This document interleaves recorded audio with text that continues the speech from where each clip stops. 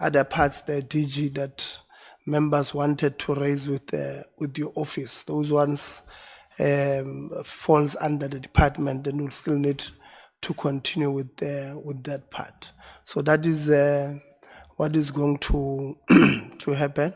And I'm saying this is even when you argue it, we want you to argue, must tell us legally this is where we're wrong.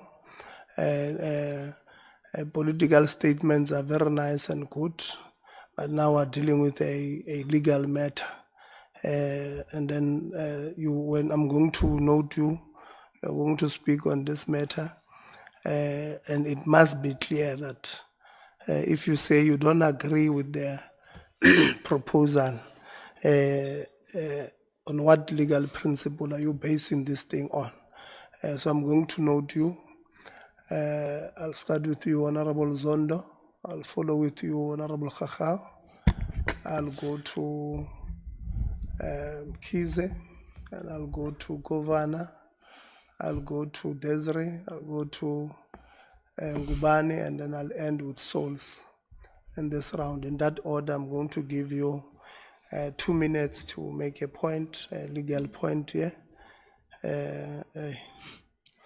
Who's calling me now? So I'm opening my clock. Honorable Asieba. No, thanks, Chair. Greetings to you, greetings, DG, honorable members of Parliament. Greetings to everyone. Mine, Chair, I think, Chair, now you have new tendency, Chair, to Sizulu sithi usifaka amahanisi senze ihashi thina Sizulu sithi usifaka amahanisi manje as members I think we have a right to express our thinking on the matter and not being directed to say you have to say this and not go to this direction. I think we got into this matter because there was a public cry of some inconsistency or a feeling of that there are some processes that were flaws in the process, and then when we were deliberating on that, then it's come to a point whereby the minister, we felt he lied under oath or presented the facts. Then that is the second part of this process. But the first part was to get into the bottom of the process, of which the key role players, I think they are in the house today, of the process that made the minister to mislead the public. So I think when it was not our aim to remove the minister or for the president to remove the minister, we will say then because the president has removed the minister, then it's okay, the process is okay. That is not the case. We have a case here. We have a key role players who will continue to play that role that they are playing in the department, and we need to get to the bottom of that chair. That is my take on the matter.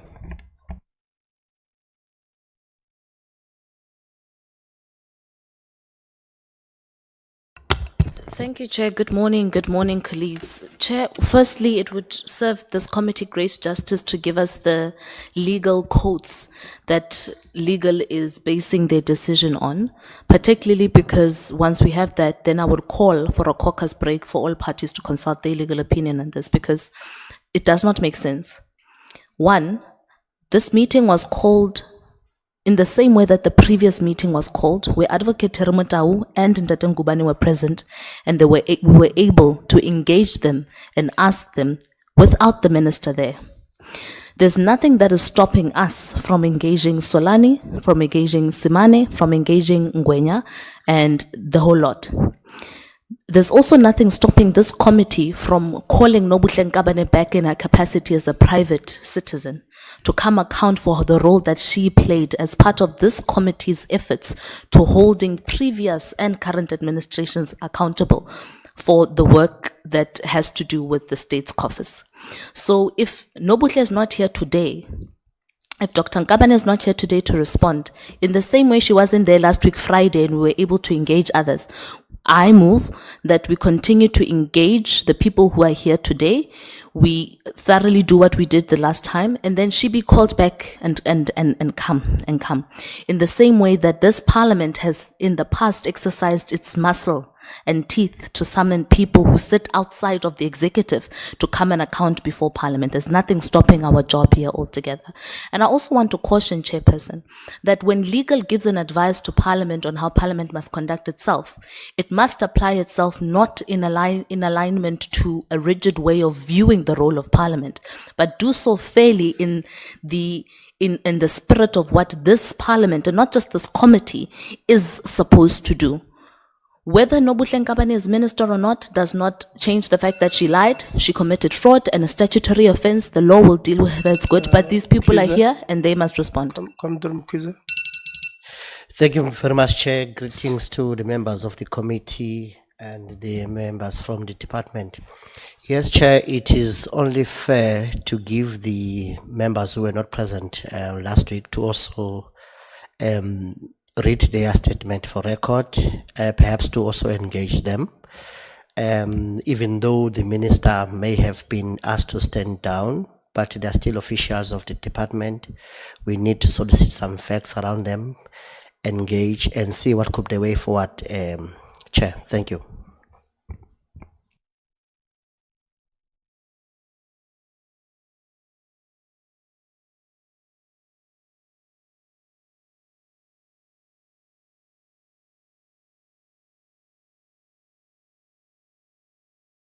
So for that, I get that minute that you didn't use. Chairperson, I agree with my colleague, Honourable Khawu, that we actually take a break to get our own legal advice. We're busy communicating. But here's the point, Chairperson. Every single person that we summoned to appear before the committee was summoned on their role. It's got nothing to do with the previous minister or the new minister for that fact. They are summoned on their actions. We could not have people coming, pitching on our summons call, and others on our, can just go. I think those who are present, I support that, must present, and those who are not here will still come and present. We're not going to let it go. But I support the break, so we will also get a legal opinion. There is nothing in the world more important than the constitution of our country, and that is that we will all be treated equally before the rule of law. People were summoned, they will come and testify and read out and be questioned like all the others did last week. Thank you.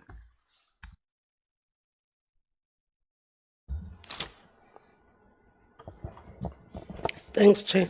No, I think maybe one must first welcome the decision of the President. I think it gives clarity to some problems that we had in the department, but also looking at the transparency reasons and other measures, maybe we must allow the panel to present and account on behalf of the portfolio, because our decision, Chair, was not to remove or have a new minister either way. We wanted accountability and transparency in the process. So the transparency that we needed, it's still needed, so that it guides even the minister on continuation and running the department. So I do believe that they must present. And if needs be, that we still need to see Dr. Nobuhle Nkabane, we will call her on her private capacity of the role that she played in the panel and in the establishment of the panel, and how she came about to sit her chairpersons. Thank you, Chair.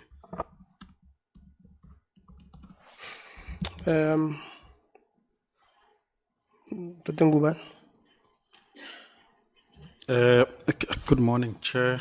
Good morning, colleagues and all the invitees. Look, Chair, I support your proposal. From my side, Chair, I don't know where this portfolio committee have to decide. I agree with it to take.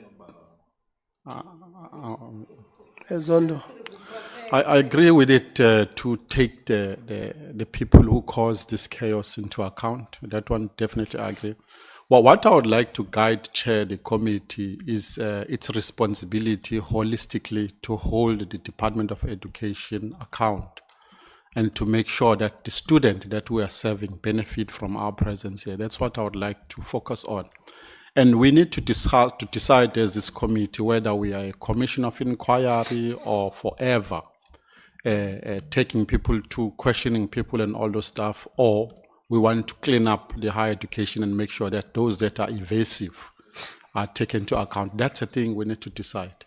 What I would caution us is this prolonged and protracted of dealing with these people whom you see that they are evasive, and we have to rope in the arms of the law or the legal part to take them into account, because we cannot be protracted on endless, similar to commission of inquiry of all those sort. I actually congratulate this committee for what it has achieved with the president's announcement. This committee have done very well. And we to continue with what we're doing. No one must come here and think we are fools and do as they wish and corrupt the entity and rob the children that needs to benefit from this department of their future. So I think I support, Chair, what you're proposing. Thank you. Thank you very much, Honorable Souls. Honorable Chairperson, there's wisdom in knowing when to stop and move on. This cannot now become about the former minister. It was about accountability and what was done wrong. The question before us should not be, should people be held accountable? The answer is yes. The former minister should be held accountable. The question should be, should that accountability process continue in this committee? That's the question.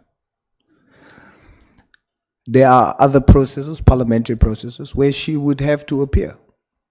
And the statements that we received was what we were going to use as evidence to probe.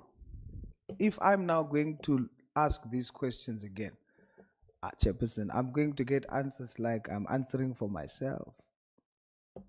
I'm going to get answers like, and what are we going to use it for? Let us not be emotional. We have achieved our aim. We have done what was in our power to do. Let's now hand it over to the other structures to deal with it, and then we provide oversight, because it's still a matter that impacts our committee and our sector. So we can be watchdogs over it if we want to. But here, let's move on. Let the evidence be given in the other structures where this matter will still be continued to be heard, and let us continue with what we still have jurisdiction over. Thank you, Chair. Thank you very much. I like how you guys time yourself. 4 seconds left, 3 seconds, you close it. Today, you're doing well for yourselves.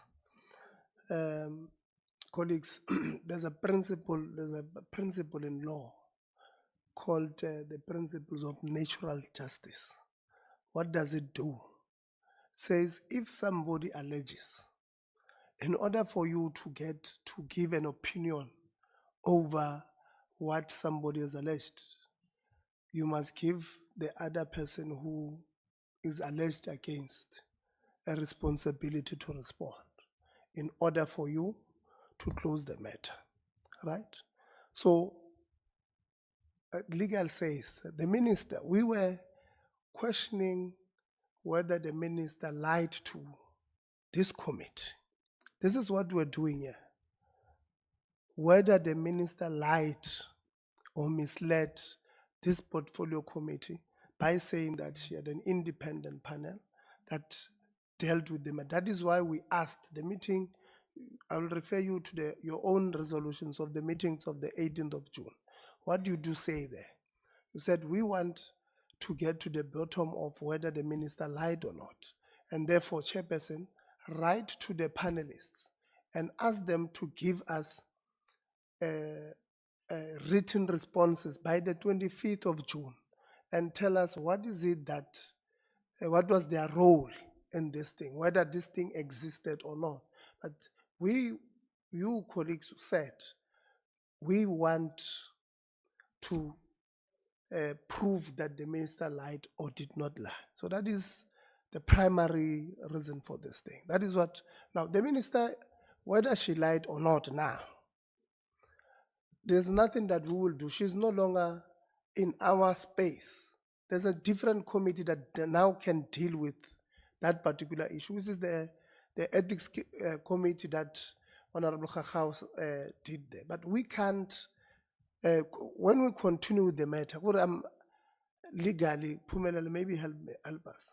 Legally, how will us continue with the panelists help this committee? Because you remember, we committees are created under Section 55 of the Constitution of the Republic of South Africa on behalf of Parliament to do specific job, which is to do oversight of the ministry and the department of that particular issue. So we can deal with issues, for an example, on social development.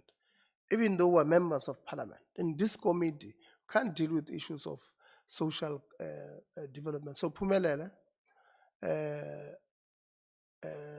this is what I informed members. I've given them time to do. I don't remember any of them giving me any legal thing, except us asking that they are consulting. No, you did not. Phumelele. Thank you, Chairperson. Greetings, everyone in the House. My name is Phumelele Ngem.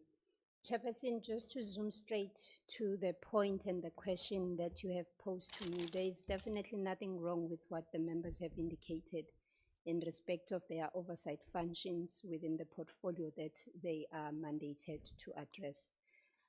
However, Chairperson, there is an interface, as you have already pointed out, between the purpose and the actual intention of the meeting for today that is interfaced by the provisions of the Constitution, which in this regard, as you've already pointed, it's Section 55, which gives that power to conduct oversight over the portfolios that fall within the subject matter of the mandate of that specific committee.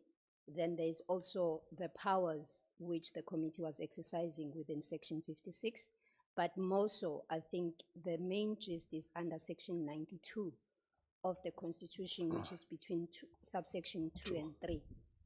And if I may just quickly, Section 92 is about accountability and responsibility that is placed on the cabinet.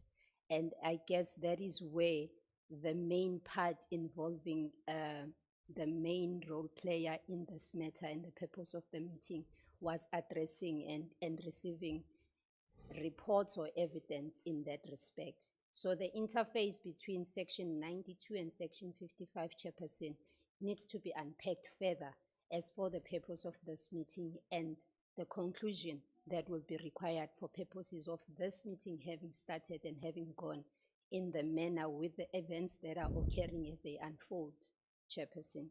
And so, Chairperson, that being said, and in light again of Section 55 and the department being a continuing entity that is still in place, obviously, that still needs to be maintained for purposes of oversight, as well as for the completion of the report, Chairperson. And in that regard, Chairperson, whatever has been indicated and whatever has already transpired, it is within the powers of the committee to decide and to dictate whether there is still a point for further more evidence that can or cannot help them reach a conclusion as to where the matter is and how far it has gone. And that was the point of our opinion to clarify, Chairperson, whether evidence and everybody who has been called continues for purposes of finding a conclusion into the matter and the purpose that this meeting was initially meant for.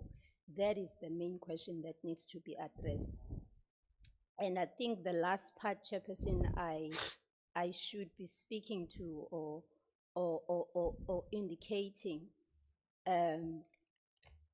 relates to the other procedural matters as to where best the matter will be located and finalized. As we would understand, there's Powers and Privileges Act, which guides further what specific committees and the rules of parliament and alludes into the powers that each committee has. And as I said, there's absolutely nothing wrong with what each member has indicated here, but we need to be certain that moving from where we are and what has transpired, who is best placed in terms of the rules, in terms of the Constitution, and in terms of the powers that are enabled and extended within the relevant and applicable legislation. That was the point in summary of our opinion and suggesting the direction in the manner that the chairperson articulated. Thank you, Chair. Yeah. If you can just give it in English this time. Simply on two things.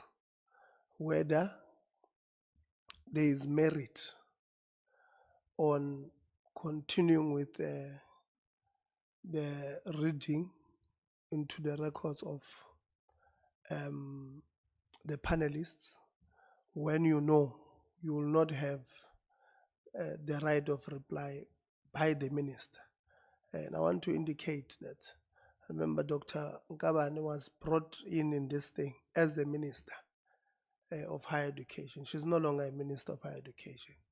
And the probe was whether Dr. Nkabane as the minister misled this portfolio committee. So I want you to break it down in English for all of us, right?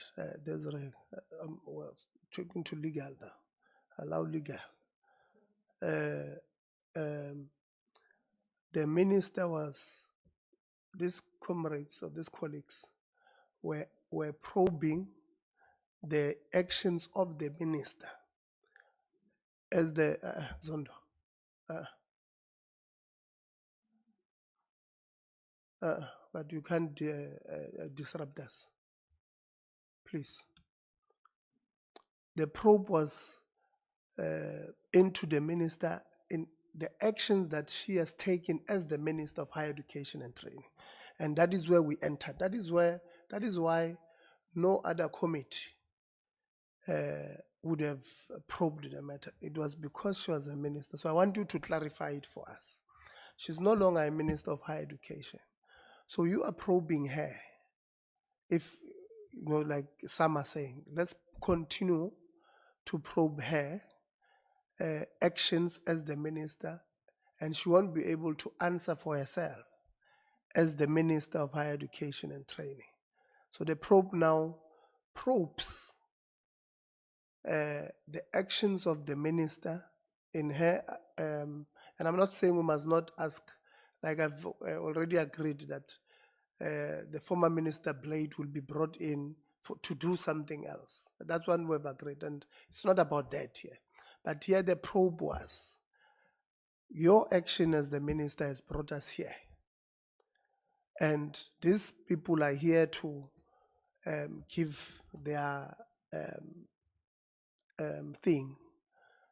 evidence against somebody, and this particular somebody will not be able to defend themselves according to that natural justice principle. Take us through the Pumelen. Are you saying that is allowed? If yes, what then? What probe are you going to be? What are we doing? Because the person is no longer a minister of this particular portfolio. You'll take us through that particular thing, and I'll then going to go back to responding to members what they've said themselves. Pumelela. Important to add to you for the Desiree, legal person to close your mic, respond close to. your mic. And maybe let me indicate to you. Again, we've got rules in Parliament. You know, you don't just open your mic.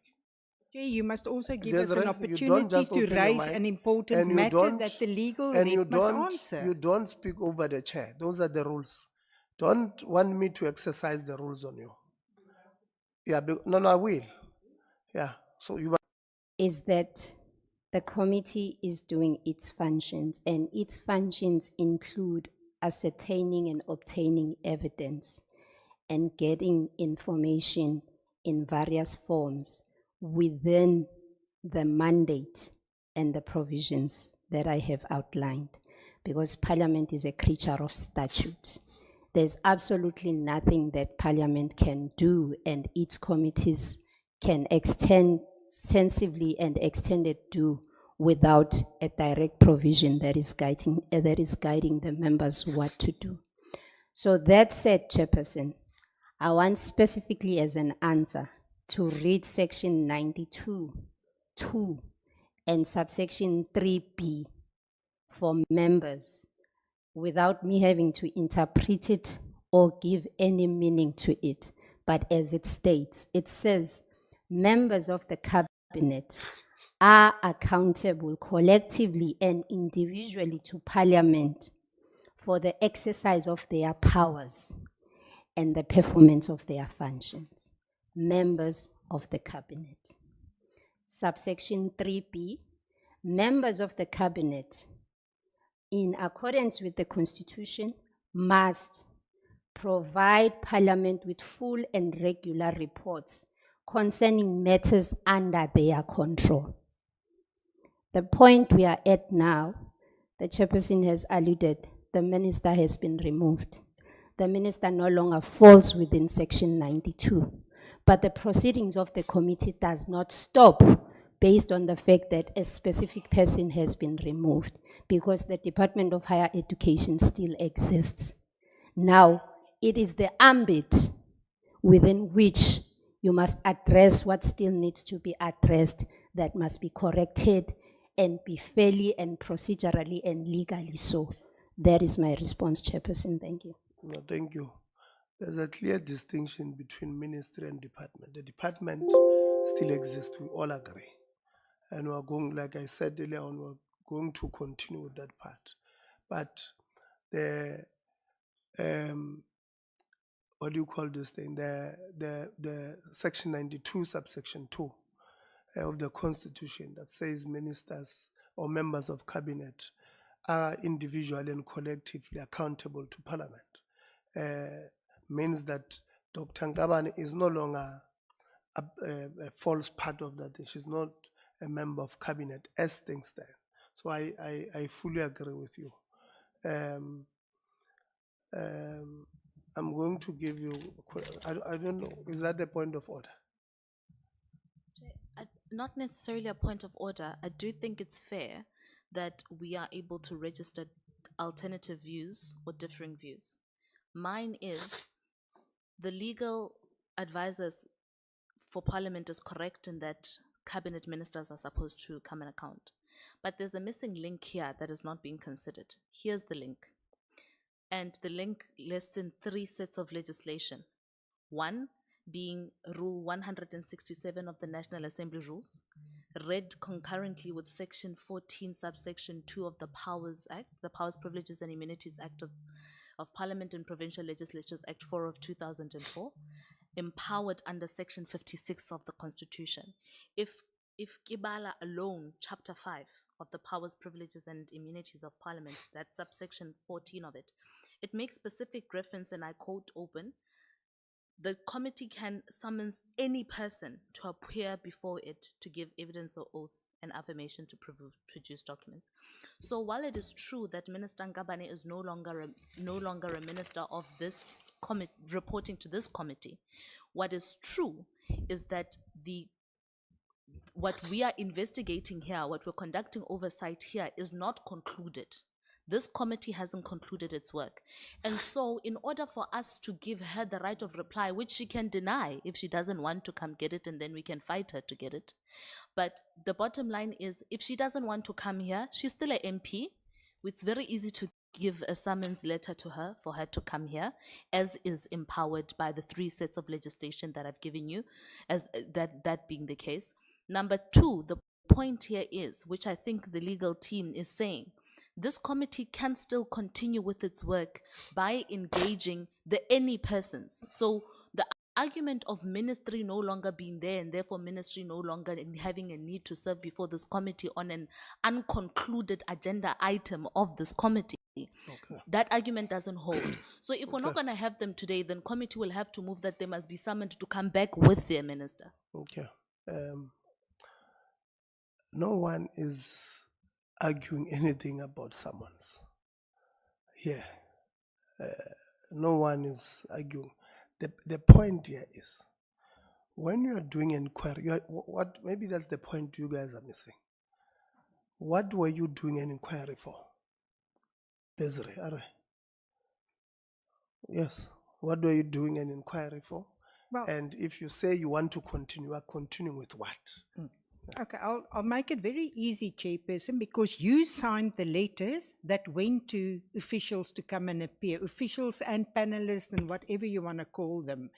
And that letters were sent to individuals, and it read, a request for information in respect of my, whoever they are, role in the advisory panel for the selection and recommendation of CETA's accounting authority chairpersons. So people were summoned to come and explain their role, not minister what. And I think it is greatly unfair to allow some officials, a advocate to come here on the bar in Joburg, to come and expose themselves, but others, we don't want to do that. And that unfairness is going to haunt us, Chairperson. And really, I also think, we should also investigate the Public Service Commission on some of these matters, because that's also relevant. But we will not stop in getting people here to account. Same as the previous minister. The officials or the panelist members got letters from you, signed by you, to come and explain their role. And this committee wants to hear that. Yes. The letters, if you remember, I've said this thing. I don't think we're listening to another. I'll give you another Lunguban.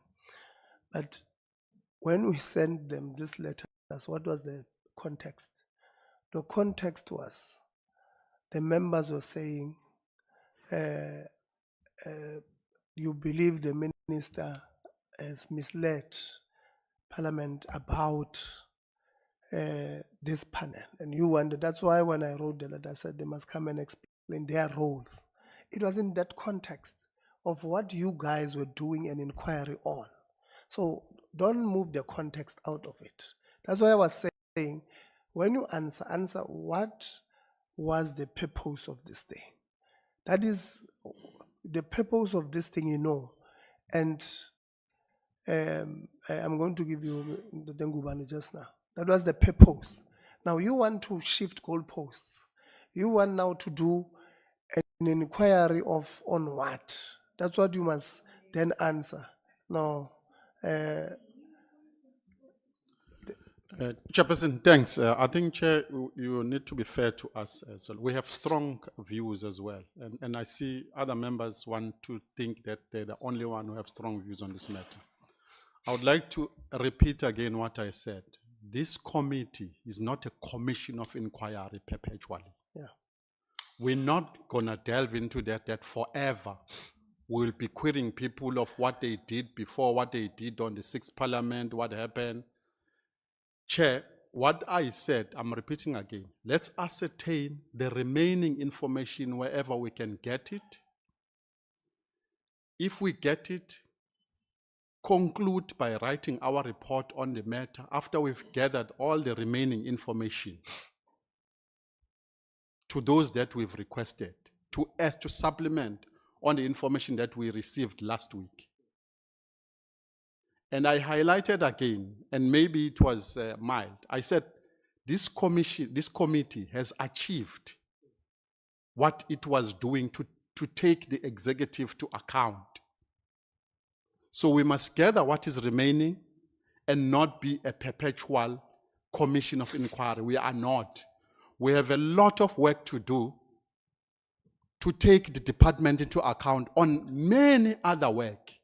And we are not going to just be focusing on one people only forever as if we are a commission of inquiry of one matter, when we see that this matter has even moved towards its conclusion on its own. Thank you, Chair.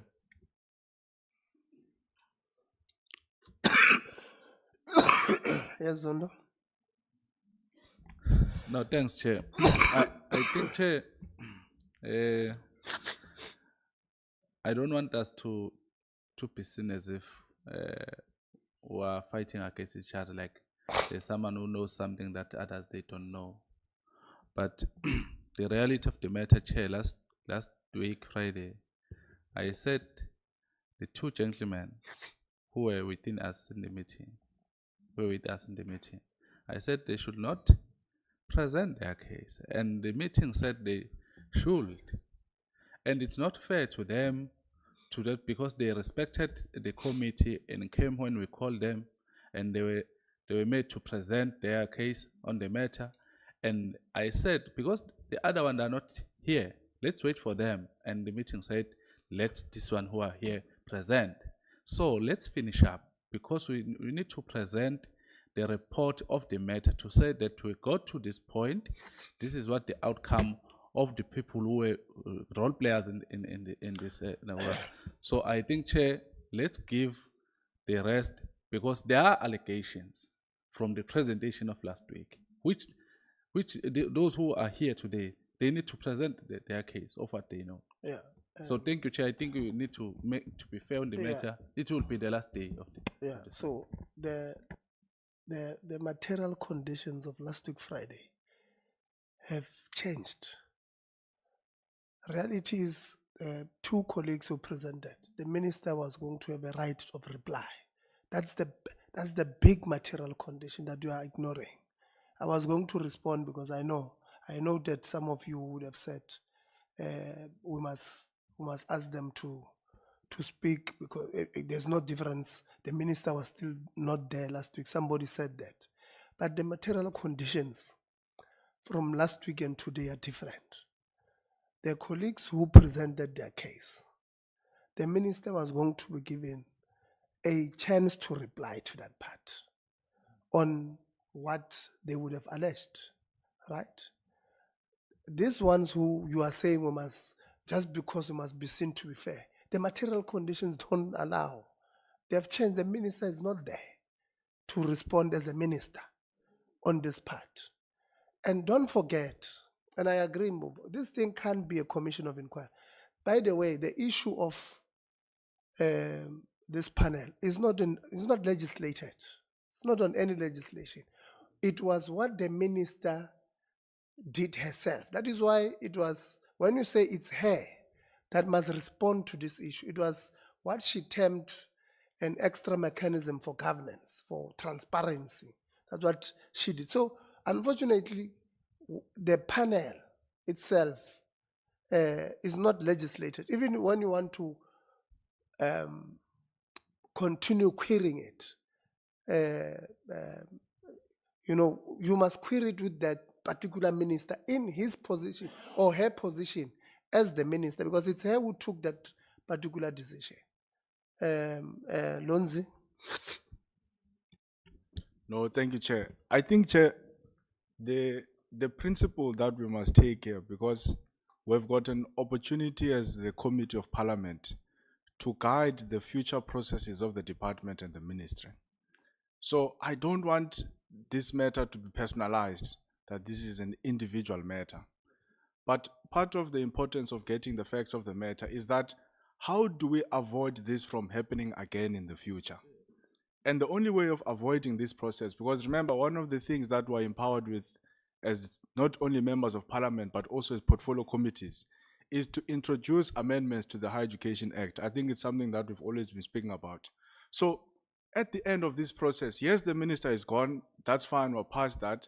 But I think as a committee, we must be at a level of saying, if we were to bring in an amendment, how do we bulletproof this particular process of appointment of SETA boards, of appointment of NSFAS boards, and many other appointments in the department, such that we don't have this problem? Because actually, Chair, it doesn't only start when the minister lies.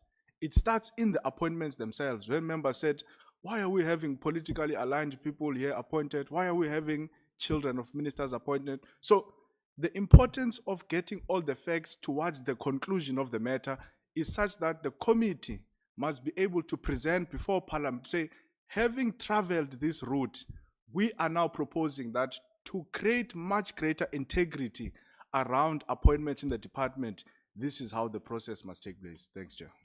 Governor.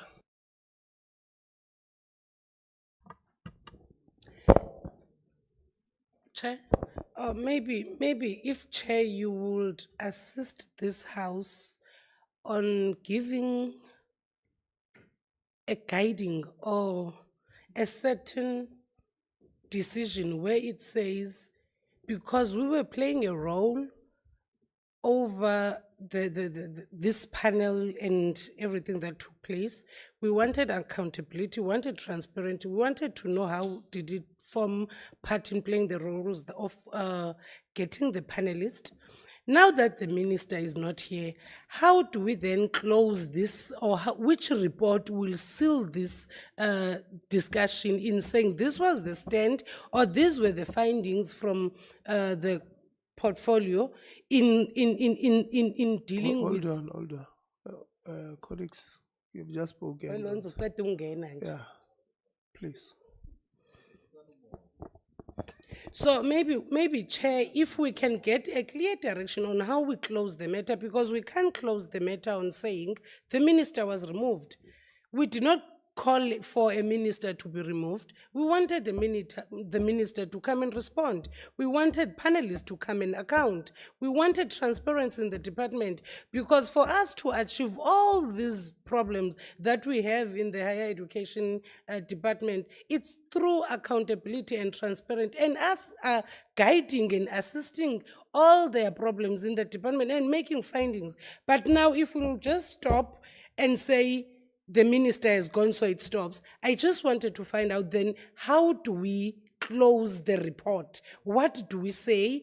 Okay, these were the findings, this is what took place, then this is where we concluded that the matter must be closed and deferred to a next committee on the next level. Because us sitting here and debating won't assist either. We have so many challenges in higher education, but at least we must be guided on how do we then close and defer the matter. Mkhize. Thank you very much, Chair. And I think there's strong consensus in saying this was a formal process. It has to be closed in a more structured, substantive way, and a substantive report must be produced. And in that report, there should be clear findings on the conduct of the minister.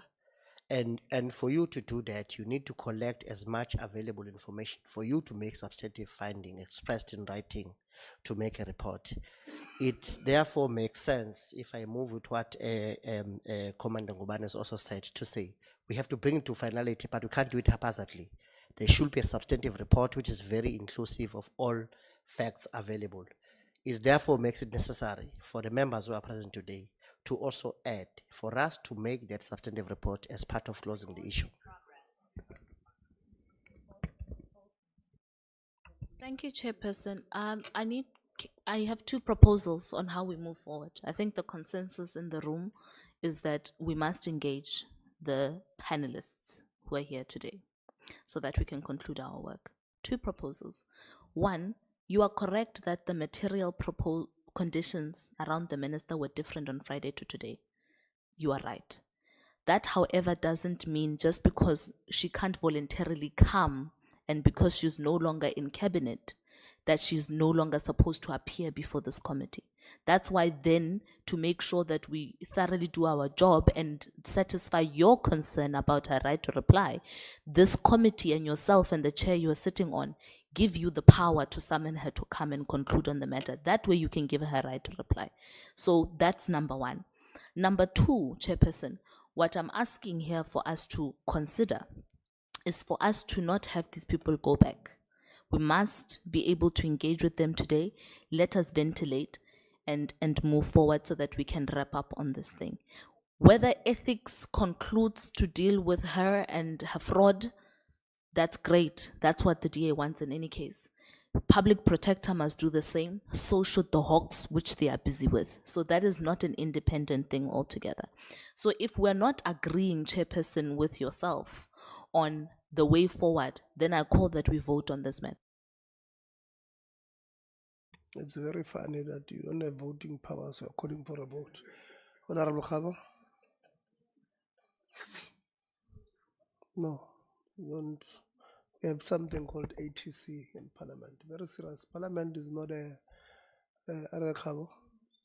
No, thanks, Chair. Thank you very much. Let me start by apologizing for being late.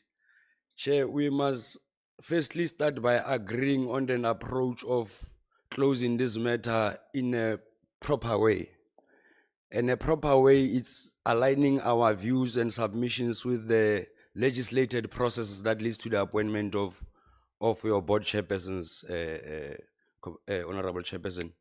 I'm raising this because of, if we were to sit here and hold people accountable whom are not here, would fall into a trap of a fishing expedition that we see some of the members have embarked on. And unfortunately, this fishing expedition, at the center of it, it's an intention to score cheap political points using this process. Now, let us put issues into proper perspective. We are not an investigative committee. Our role is to play oversight on the work that has been done by the executive. Now, our role in this process was to get an understanding from the minister as to what led, or which process has she followed that led to the appointment of chairpersons. Maybe, Chairperson, let me pause here and appreciate the proactiveness of the president, the only commander-in-chief, Honorable Lonzi in South Africa, for responding to the outcry of the people. But we must also equally demystify the cat and mouse battle that we see between the Democratic Alliance, the EFF, including the Mkondo Wesizwe, with an intention of presenting themselves.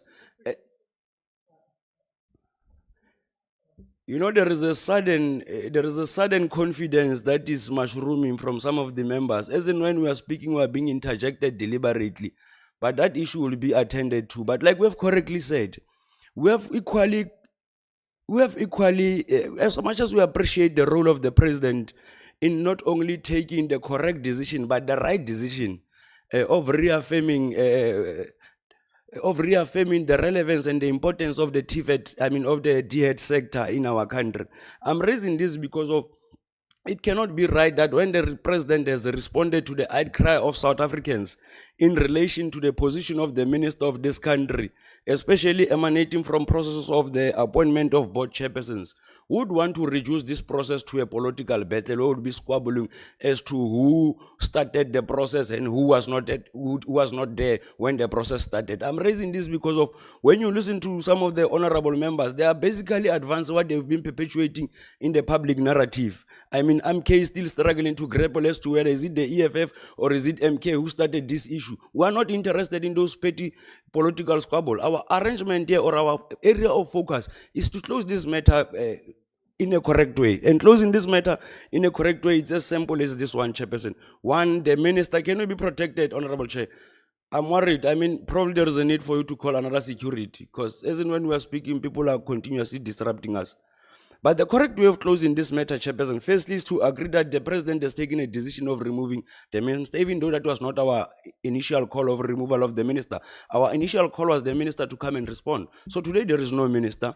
And second to that, it will be wrong of us as a committee to want to continue holding the minister accountable who's not the minister, because the process outlines, or the process leading to the appointment of board chairperson, it specifically deals with the minister. It says the minister must appoint. Now, Honorable Nkabane, as an ordinary member, just like myself and yourself, Honorable Mkize, in which capacity, if other members would want to pursue this matter with the ethics committee through their investigative process, let them continue that, but they must not reduce this committee to an investigative arm of parliament. That is my first issue, Chairperson. The second issue is that we must be able to separate issues in a sense that we wanted to hold the minister accountable. That one is a closed one.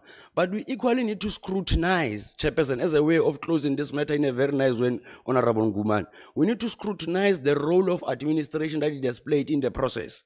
That one is a separate matter that I believe as a committee, we can agree as to when are we going to interact or when are we going to process this matter of the role of the administration. Because for today's purpose was specifically to deal with the minister. The minister is not here, and we are happy that the president has taken a correct decision in making sure that he retains the integrity of our standing in society as the African National Congress. But thirdly, Chairperson, as a way of closing this matter, I would propose that we do not disregard the role of the administration in the process. I would not want us to wish away the role of administration. We'd still have to hold administration accountable. If it means that we must call for a thorough investigation on a proper role that he has played, we must do that, Chairperson. And with that being said, of which is something that is rare that happens, I agree with the proposal of Honorable Ngubane in terms of the approach on how we should close this matter. Thank you very much. No, thank you very much.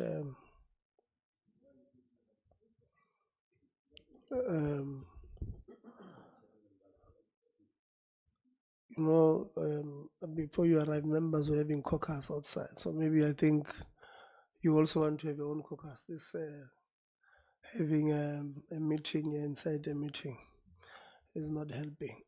Colleagues, I've listened to many of you a lot of times, for a long time. So there's two things here. There's one proposal that says these panelists, when they came here, they were going to read their letters that they'd written to us into the records, and the minister was going to have an opportunity to respond. Now that the minister will not have an opportunity to respond as the minister, the proposal is that we don't allow them to continue, because we will be accused of prejudicing against somebody else. Then the second proposal is that we allow them to read their statements into the record, and then we can summon the minister as, I don't know what, to come and respond to those things. Because she will not be coming as a minister, she'll come as a member of parliament to come and respond to one, the allegations that would have been made by the panelists, and she must respond as a former minister. So their legal has given us, which I said earlier on, their opinion earlier on, that it will not make sense for us to take option 2, but members are saying you have strong views that they must give us those things because they are here. So there's those two options, members. Whether we ask them, so I'm going to ask you to speak only on those, not speak, we are going to vote on those two. So Honorable Khakhaw claims that she's a full member because she can act on behalf of an absent member according to the rules. So we'll allow her to participate. Mkize will be, you will watch as we vote. So we've closed the door for voting. The option 1 is we don't ask them to read their statement into the record because of reason provided. 2, we ask them to read their thing into their records. No, we're voting now. What clarity? I think the clarity is on the language we're using. There's a difference between reading on your record and us engaging. Are you Yeah, I just when want they to get read into clarity. the record, it means we will engage We'll with engage. them. Okay, thank That is, yeah. So let's see. We'll start with you. We've closed the door there. Let's vote. I, Karabo Lerato Gagau, as an alternate member of this committee stepping in on behalf of Mayor Maseko of the Democratic Alliance, vote that the second option, vote in favor of the second option, that the members of the so-called panel are able to present before this committee and that this committee engages them. Desiree. Chair, I, Desiree van der Walt, herewith support the proposal that the members read into the records their involvement. Honorable Souls. With the understanding that the process of investigating the matter will not stop, it will just happen in another structure. I vote option 2. Which is they don't need to read it in the record here. They can do it that's within the option other 1. structures. Is that option? Yeah. Option what is that? That they don't read into the record. Is that option 1? Yeah. Then I'm for option 1. Yeah.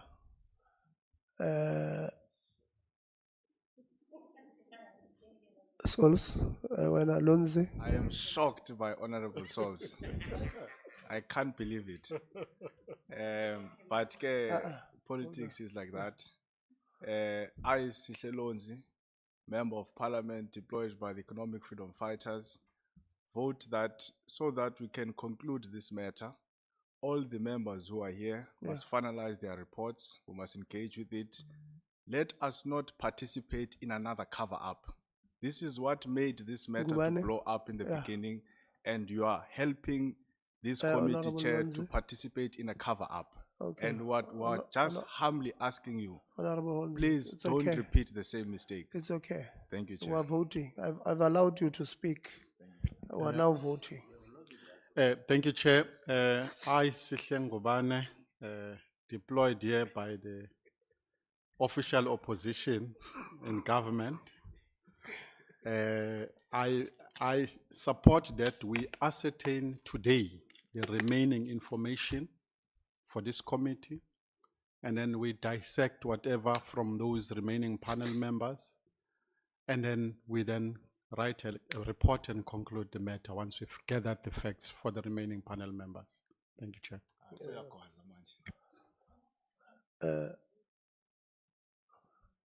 Msazan?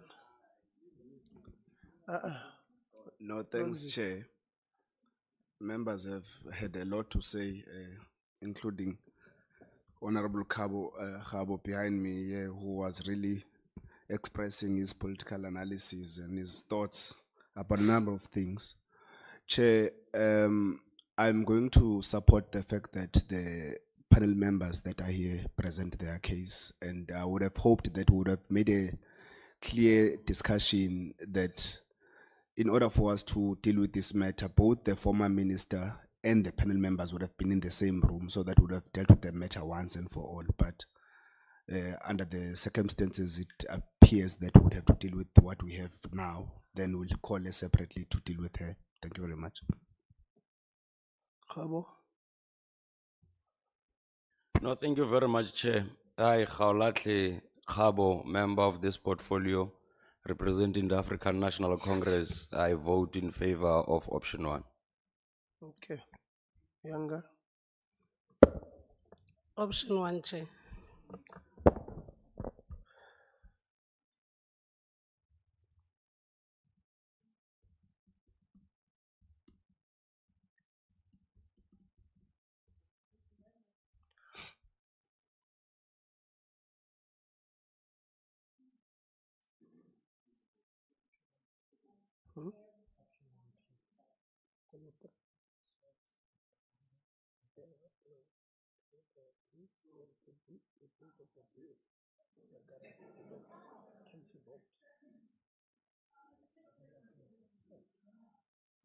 You know, this thing of continuing to fight for no reason. Let's close Why are you your mic. fighting? Why is such unprotected? Let's close your mics. Into on automatically, Chair.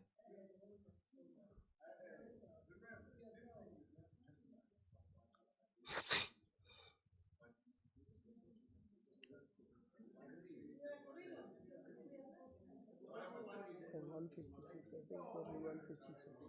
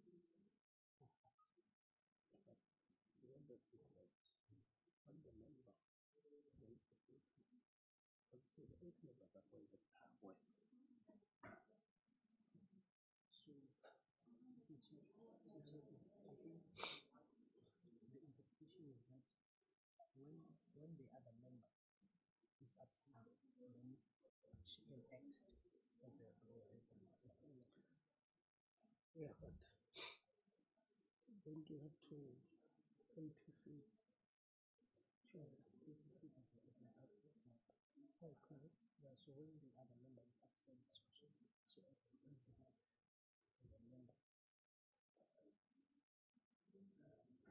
Is that right? That's our understanding.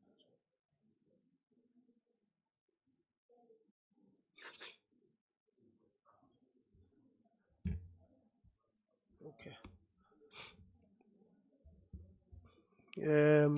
Colleagues,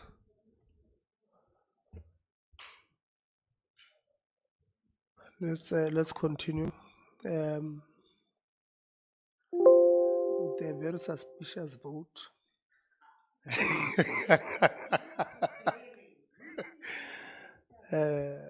No, I don't caucus. I don't caucus. With the very suspicious vote of Honorable Khachao, which was still determining whether it stands or not. Members have decided that we must take the statements of members of the panel into the panel. Leave excitement. Why you're excited? Did you take too much sweets today?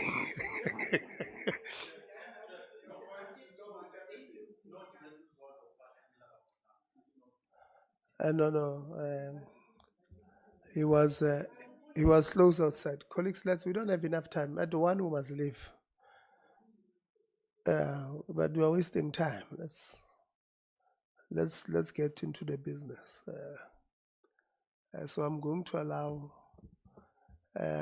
members to read their statements into the records. We had received them in writing. So we'll start with DG Ngwenya. You'll read your statement into the records. I'm still going to write or have a session with legal about this because I think I've got a responsibility to protect the integrity of the sitting. We'll have a sitting with legal to discuss whether what we are doing is correct or not. So I'm going to give you to DG Ngwenya. Take us through with your letter.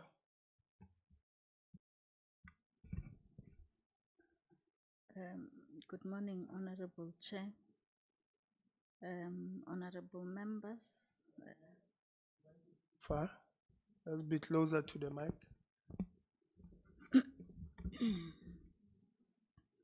Good morning, Honorable Chair, honorable members, DG, and colleagues. Hold on, DJ. Colleagues, please. Well, I've said that it's almost 11. We don't have time. We must be out of here at 1. Please. Thank you, Chair. May I request, before I read out the statement, to just say a few words with your permission. At the meeting of the 18th of July 2025, my apology for not attending the meeting was tendered. But beyond the apology, there were unintended implications for the office of the Director General, which I profoundly regret. It was me just trying to provide the context of the apology, but it created some aspersion to the office, and I want to sincerely apologize.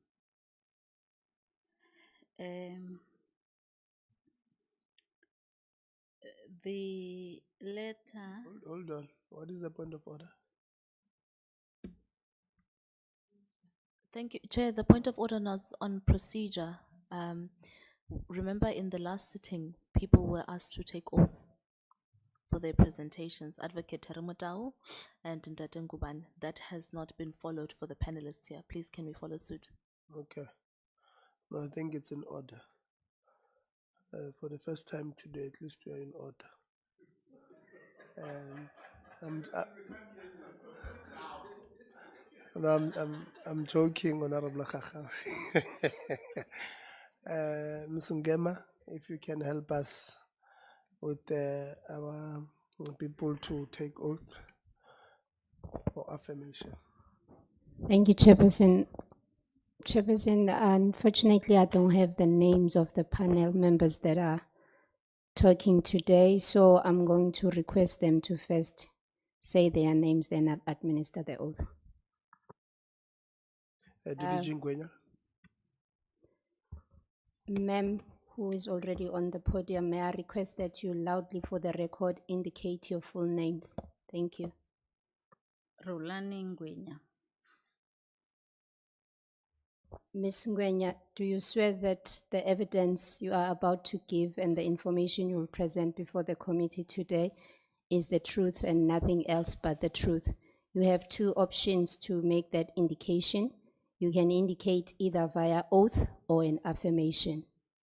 If it's an oath, you are swearing before God. If it's an affirmation, you confirm through your conscience that you will speak the truth. Which one do you choose between an oath and affirmation? An oath, please. I'm going to repeat again then. Do you swear that the evidence and the information you're about to give today before the committee will be the truth and nothing but the truth? If it is so, please raise your right hand and say, "So help me God." So help me God. Thank you, Chairperson. The oath has been administered.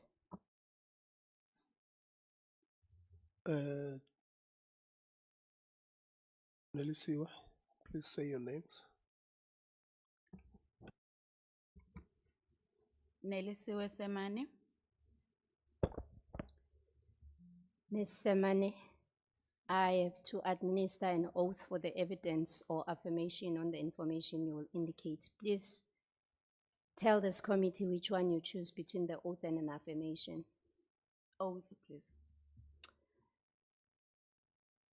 Ms. Semane, do you swear that the evidence and the information you will give before the committee today is the truth and nothing but the truth? If it is so, please raise your right hand and say, "So help me God." So help me God. Thank you, Chairperson. Oath administered. Solani. My name is Asisi Posolan.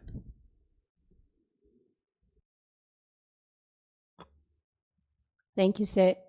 Mr. Zolani, do you choose an oath or an affirmation for the evidence and information you're about to give before the committee today? I choose the oath. Please raise your right hand and confirm that the information and evidence you're about to give before the committee today will be the truth and nothing but the truth.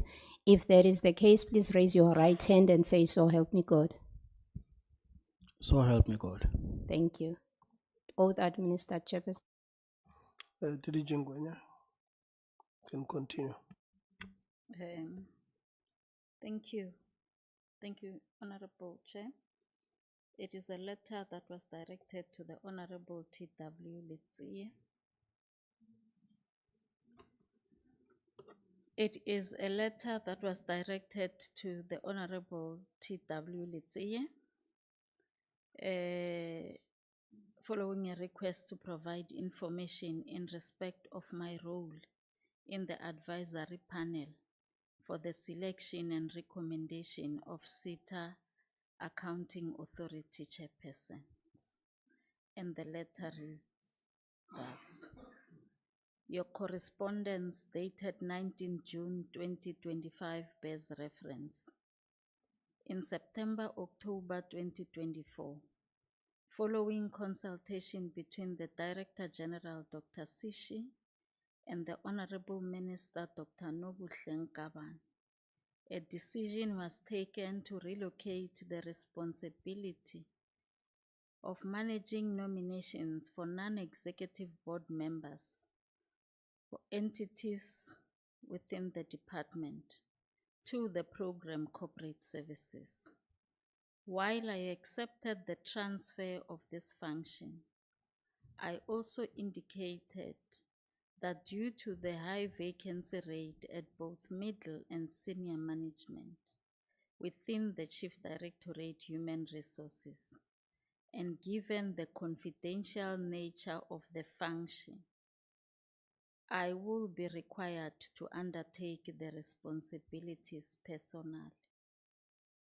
In March 2025, I was formally appointed and/or assigned through a written correspondence by the Honorable Minister to provide secretarial support function to the nomination panel responsible for the selection of chairpersons of SETA Accounting Authority. I viewed this as an assignment of duty rather than a formal appointment, and as such, I did not deem it necessary to formally accept the assignment in writing. I was neither compensated nor remunerated against my appointment as a secretariat. I wish to clarify that all communications with Advocate Terry Mutau SC was undertaken as part of my secretarial support services to the nomination panel. I contacted Advocate Terry Mutau via telephone and also on WhatsApp, and strictly for the purpose of securing Advocate Mutau's availability in order to facilitate a nomination panel meeting. I was not involved in the approval process of the 21 nominees who were ultimately appointed as chairpersons of various SETA's accounting authorities. Thank you. Thank you very much. Masimane.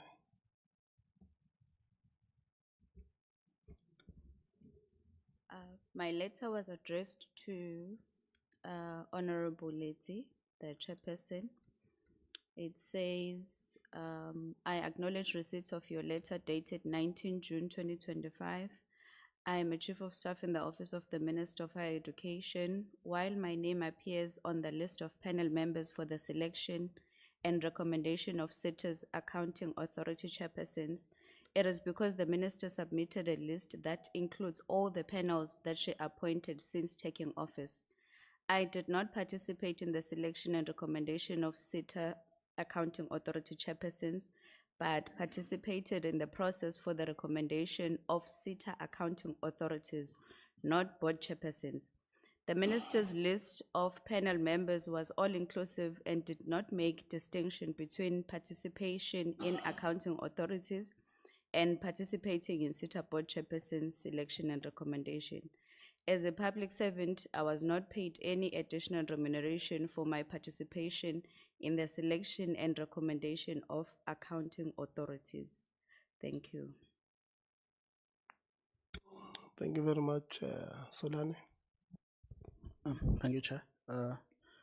My letter was in response to Honorable W.T. Lizzie, the chairperson of the Portfolio Committee on Higher Education and Training. And the letter reads as follows.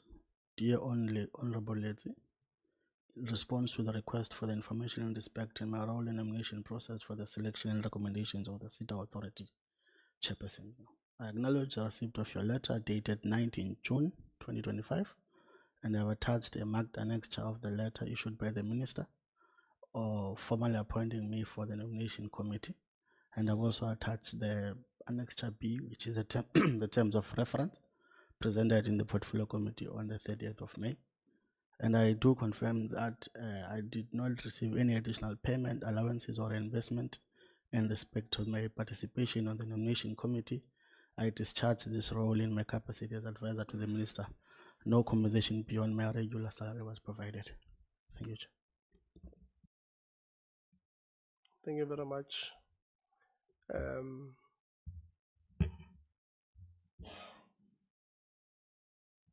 There was a letter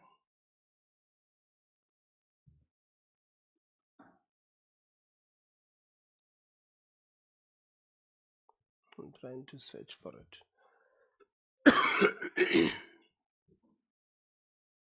which we addressed to the DG.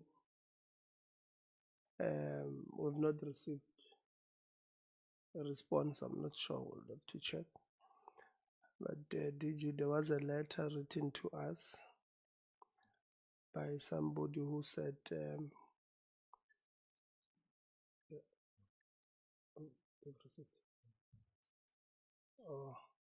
that open it, the response, that they were coerced into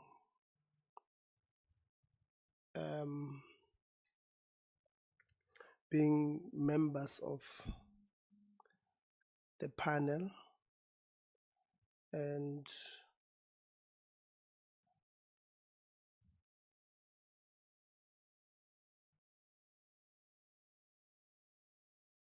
so this person wrote to us, does not have a date, but we got it.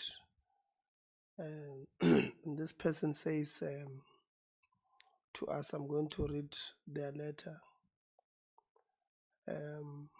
which I want us to, when you respond, I'm sure members will ask you questions on it. We'll also read the response. So this person says, this is my personal account and comes at a time when my life has been threatened for refusing to put my name into a non-existing independent panel for SITA appointments. I was approached by Mr. Sipho Solani, whom I had worked with in one of the ministries in government. My coming out is informed by the gallant spirit of our forebears, who want us not to auction our revolution. As I write this, I'm heavily pregnant, and just like Mama Thandi Modise, who gave birth in person, I'm not scared to come out. Asiat approached me 2 days after the president had requested the report from the minister on the city appointments and her behavior in parliament. He assured that my name would be protected and that because I was a junior official doing an MBA, I will not be called to account for my involvement by any state or government apparatus. As a young mother, I was promised that the future of my children will be taken care of and will be rewarded once the matter had died down. I considered this request as a cover-up and was not happy with the terms of arrangement. I remembered Comrade Jonas when the Guptas tried to bribe him. Khuluma ngabantu bakho uMagupta manje msazana. Okay, sorry, let me read the letter. Okay, apologies. I will pretend as if he or she did not mention the Guptas.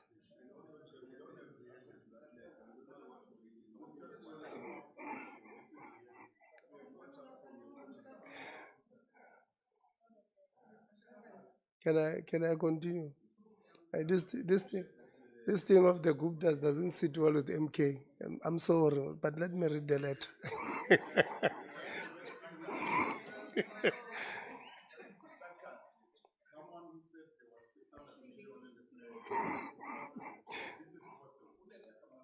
Well, Chair, on a point of order, that's very important. Yeah, Yeah. you see, Desiree, you raise your hand. You raise your hand, not open the mic. What is your point of order? Well, my point is order. Can you continue reading and ignore the humbly, like you normally stop me when I interject? Okay. Okay. No, I'm reading everything. What is the problem? Because I'm continuing. Chairperson, you know, very little things soil the integrity and our image as this committee. What you are reading is a very important letter from somebody who I can term a whistleblower about the process, which is why we're here.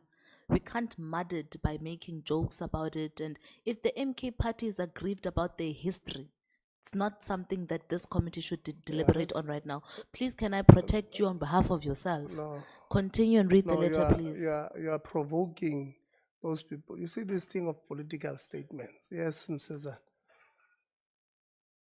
Mhlambe Chair kumele siyekele into yesingisi because we did not go to multiracial schools. Chair, the letter or a WhatsApp that you are reading is very well from where I'm seated seems very important. Would appreciate a situation where Chair you share it with us so that we can also have a point of reference because now people are very excited. MK doesn't have history of anything that is contained in that letter or WhatsApp that you are reading. So people must not be excited. Can we really be orderly? I don't want to say the meeting is degenerating because people went to Twitter and everywhere else just to score points about saying degenerate. So can we be orderly, Chair, and focus on what we are doing? Thank you very much. Okay. Send right. Zondo, you don't have a point of order. In fact, I raised my hand, Chair, before Msezana. Thanks for giving this opportunity. I think, Chair, we have a limited time. Yeah. We need to continue. Let's stop playing. This is an important matter. Thank you. Please continue to read whatever word that is written there, but please share it with us. Thank you. So at least I've allowed you to speak. You'll allow me to read now. So we'll not have any bickering. Okay, I'm continuing. I considered this request as a cover-up and was not happy with the terms of arrangement. I remembered Comrade Jonas when the Guptas tried to bribe him. I literally cringed when Mr. Solani said he had himself taken a huge gamble and that we were going to be protected. Apparently, he had also arranged meetings with some lawyer who was supposed to be the chairperson of the panel. I never met with any panel member. As a young former activist in the Youth League, I was caught in the crosshairs.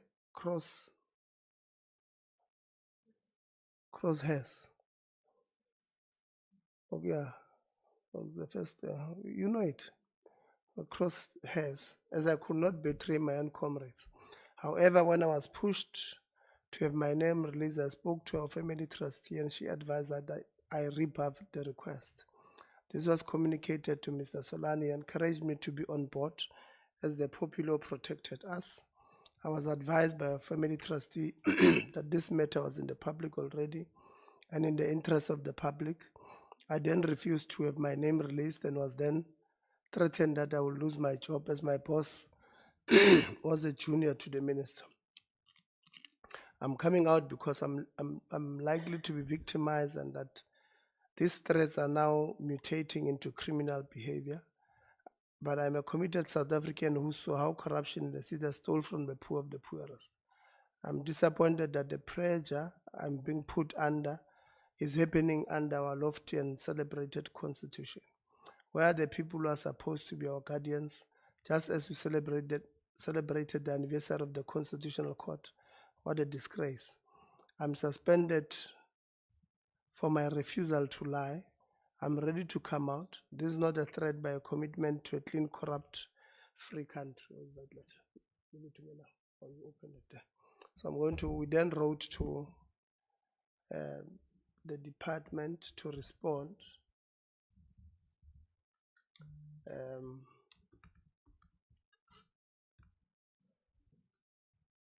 And I do have a letter dated, when was this? 11, dated 11 July. It reads as follows. Response to allegations leveled against Mr. Solani, advisor to the minister. Hold on.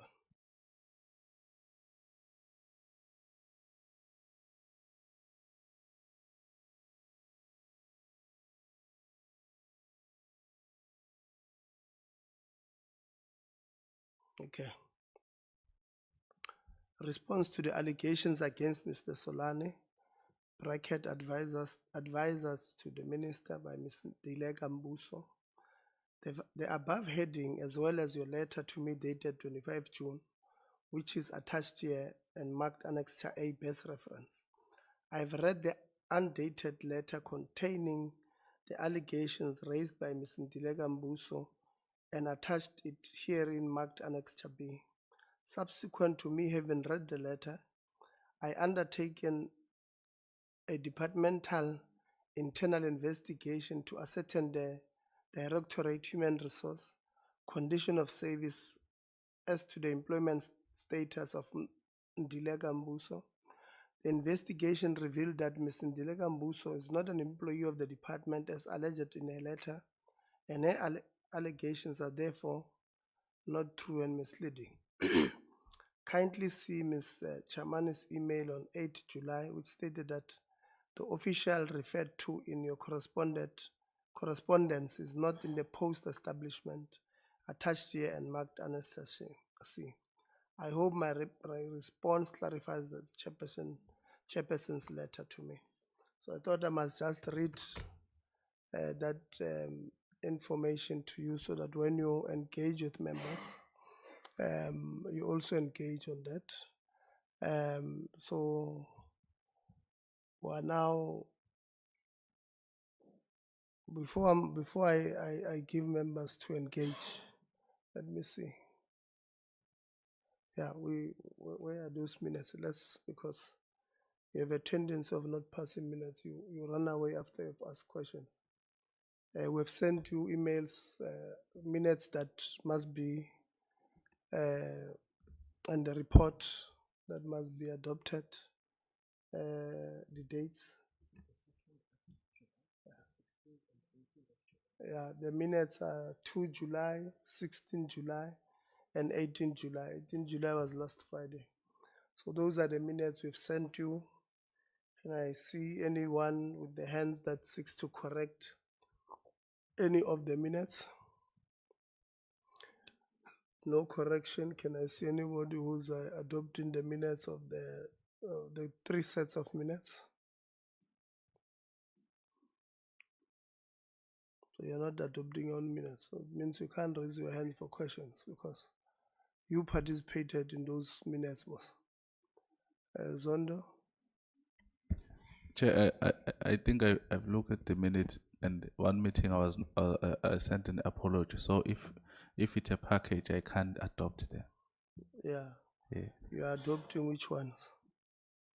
Which ones are you adopting? all those the two that I was present in resident adoption. Procedural, I can't adopt them. When were you absent? The 16th on Wednesday, ne? Yeah, Wednesday I sent an apology. So you are moving for the adoption of the 2nd and the 18th Yes, Chair. of July. Can I get a seconder for those ones? The 2nd and the 18th of July. Honorable Ngubane, I second them, Chair. Yes. thank you. Can I have somebody who moves for the adoption of the meeting of the 16th of July, last week Wednesday? Honorable Khabo, Chair, I move for the adoption of the minutes of the 16th of July as a true reflection. can I get a seconder? Honorable Yang. A second, Chair. Then we've also sent you a G20 report for those who went there. At least 4 of us, or 5 of us, 1, 2, 3. When we went to G20, we sent you a G20 in Debe, sent you a report on what we saw there. And it's a report that we felt we must submit to Parliament, especially when it comes to GBV. So we've sent it to you some time back. Honorable Zondo, Honorable Governor, Honorable Msezan, Honorable Ngubane and myself were there. Can I get somebody who would move for the adoption of that particular report? Honorable Msezan? Angibonge Sihlalo, I move for the adoption of the minutes of that oversight. Honorable Zondo, ngigcoke amabhanyi afanayo namhlanje. Honorable Zondo.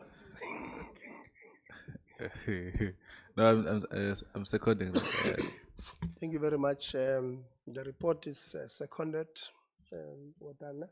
So let's go now to engagement 1, 2, 3, 4, 5, 6, 7, 8, 9, 10, and Maneng 11. So because you are 11, I'm trying to divide my time here so that I can see.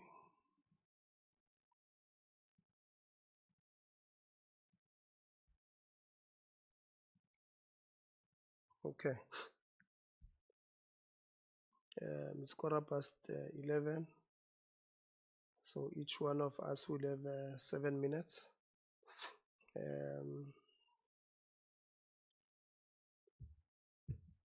I am going to start with Honorable Zondo. You will be number 1.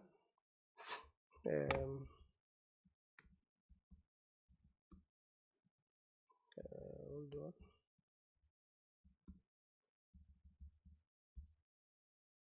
Honorable Yanga will be number 2.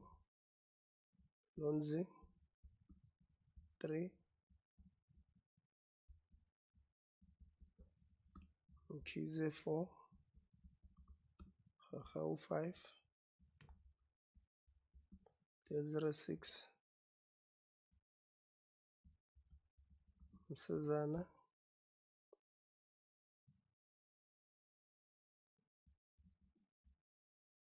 7. Souls Khabo. Yeah. Honorable Zondo, your clock starts now. Can I be number 2, Chair? There's something that I'm sorting out. No. Let's go. All right. Thanks, Chair. There's something that I lost here in my phone, so I was trying to locate it so that I will be precise on my questionnaire in terms of the names. But my first question to Mr. Solani is that, have you ever met Advocate Dao Mudao? Yes, Mudao. Have you ever met Advocate Mudao? Yes, Honorable Member, I have. In your discussion with Advocate Mdao, is there anything that you talk about that pertaining the process of appointing the panel or appointing the board, the setup boards? Can you be explicit, member, in your, so that I can get a sense of exactly of the question? No, the question is straight. You said you interacted with Advocate Mudau, and then I'm saying in your interaction, in whatever way, did you interact and touch the processes and the proceedings to appoint the panel or to be part of the panel? Well, our interaction with Advocate Terry Mutau was of the overview process that ought to be followed. So it had not yet got into any details of the process. Okay. When you interacted with Advocate Mdau, your interaction was, he was on which capacity?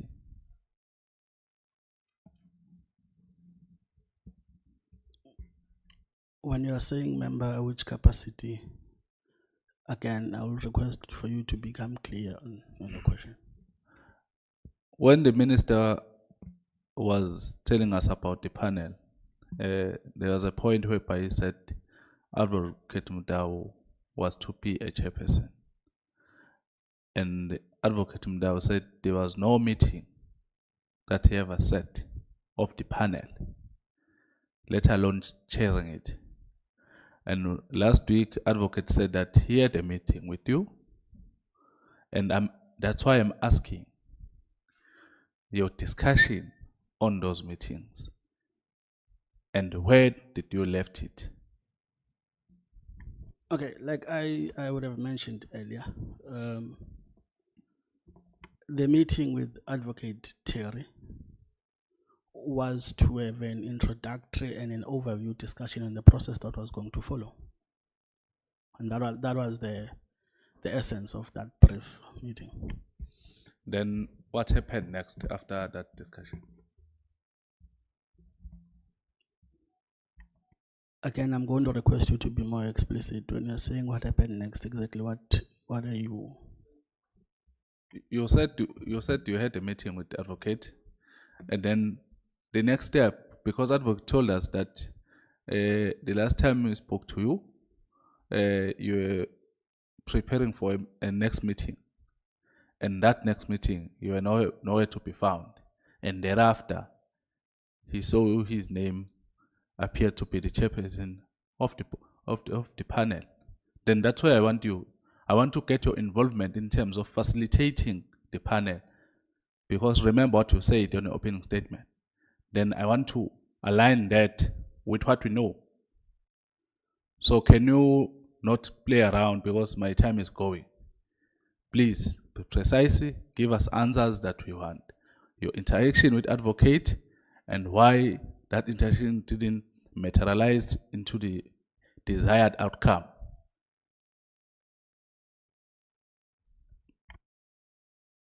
Okay, I think it becomes critical, honorable member, for me to be able to give a context. So when I've met with the advocate Terry, and I've met him once, it would be a firstly introductory session to have a conversation around the process that is going to unfold, as the minister would have requested. And unfortunately, we did not meet thereafter. And of course, the convening of the meetings would have not been would have been a secretary that would run convening of the meetings and setting up. But I do think on hindsight that in two folds. The first aspect would have been an incomplete process of appointing Advocate Tau in terms of having an attorney to instruct and that would then begin to nullify his appointment process, that it was not there. It remains an intention if we look at it, he brings that into perspective. But we will not be able to meet after that. And I think also the issues of time frame and schedules just really could not, and the time was very little and there's pressure on that. So with advocate, I met to discuss the overview process, that there's this assignment and yeah, that's my interaction with Okay, advocate. you know, that's why Chair said we need advocate. I'm happy that Ngubane is here because advocate said that when you met him, you came with a time frame for that the minister has given you to execute, and his response that I think made you to teach him was to say this time frame is not possible. Then when you are diving like this, you are telling me that what advocate said, it is the truth of the matter, and you don't want to respond on that. Thank you. That was a comment that you're saying, Honorable Govan. Chair, I think looking at the responses and the letters, it really does limit our time to engage with panelists, so-called panelists, because all of them did not participate. So it's actually time consuming to even ask them questions because they were not part of panels in any panel sitting meeting. So from where I'm standing, Chair, the only thing that I can comment on this matter will be those who are still within the department, for future references, may they execute duties that are legislated within their scope of work so that we do not come back to these meetings of interrogating their capacity or capability of doing their work. Because others, Chair, by virtue of their work, they were supposed to execute this task, either whether they were written a letter or not, but they were supposed to be part and panel of this recruitment. And also, maybe we'll just go to the meeting that was last week. There were some members, some invitees that did not attend the meeting. Maybe caution for the next time that if really you are called to account, it's proper that you do. And we must not find our spaces, we must not find ourselves feeling that we are being disrespected by you while you are in the department and you are obligated to come and account on the committee. But Chair, this thing is like saying, do you know Yanga, whereas you have never met Yanga? So they don't know anything. That's why I kept on saying, shame ezi aramazazinto sifuna ntoni kuzo.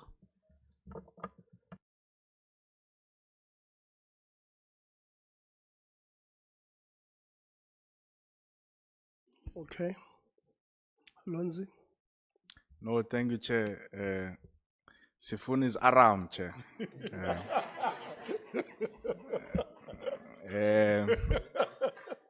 Titi Ngwenya. How many meetings of the advisory independent panel did you participate in?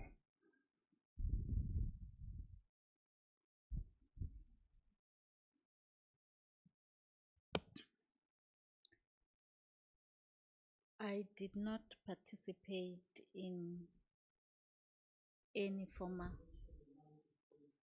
I did not participate in any formal meeting of the advisory, though I have had discussions with various people about the process So there were no meetings. that I attended. No. So how do you think the 21 names came about? Because the report that we are getting, at least from all of you, even from the ones that are saying they didn't participate in meetings, is that the core business of this panel, because there's the functionary of the department fetching the nominations and whatever, but the core business of this panel was to arrive at the 21 names which must then be appointed as chairs of SITA boards. The son of Gwede Mantashe was appointed as a result of this panel. Even the current, they just appointed now deputy minister. I'm waiting for her. Currently the deputy minister was just been appointed. The former premier of the ANC in KZN was also appointed in those boards.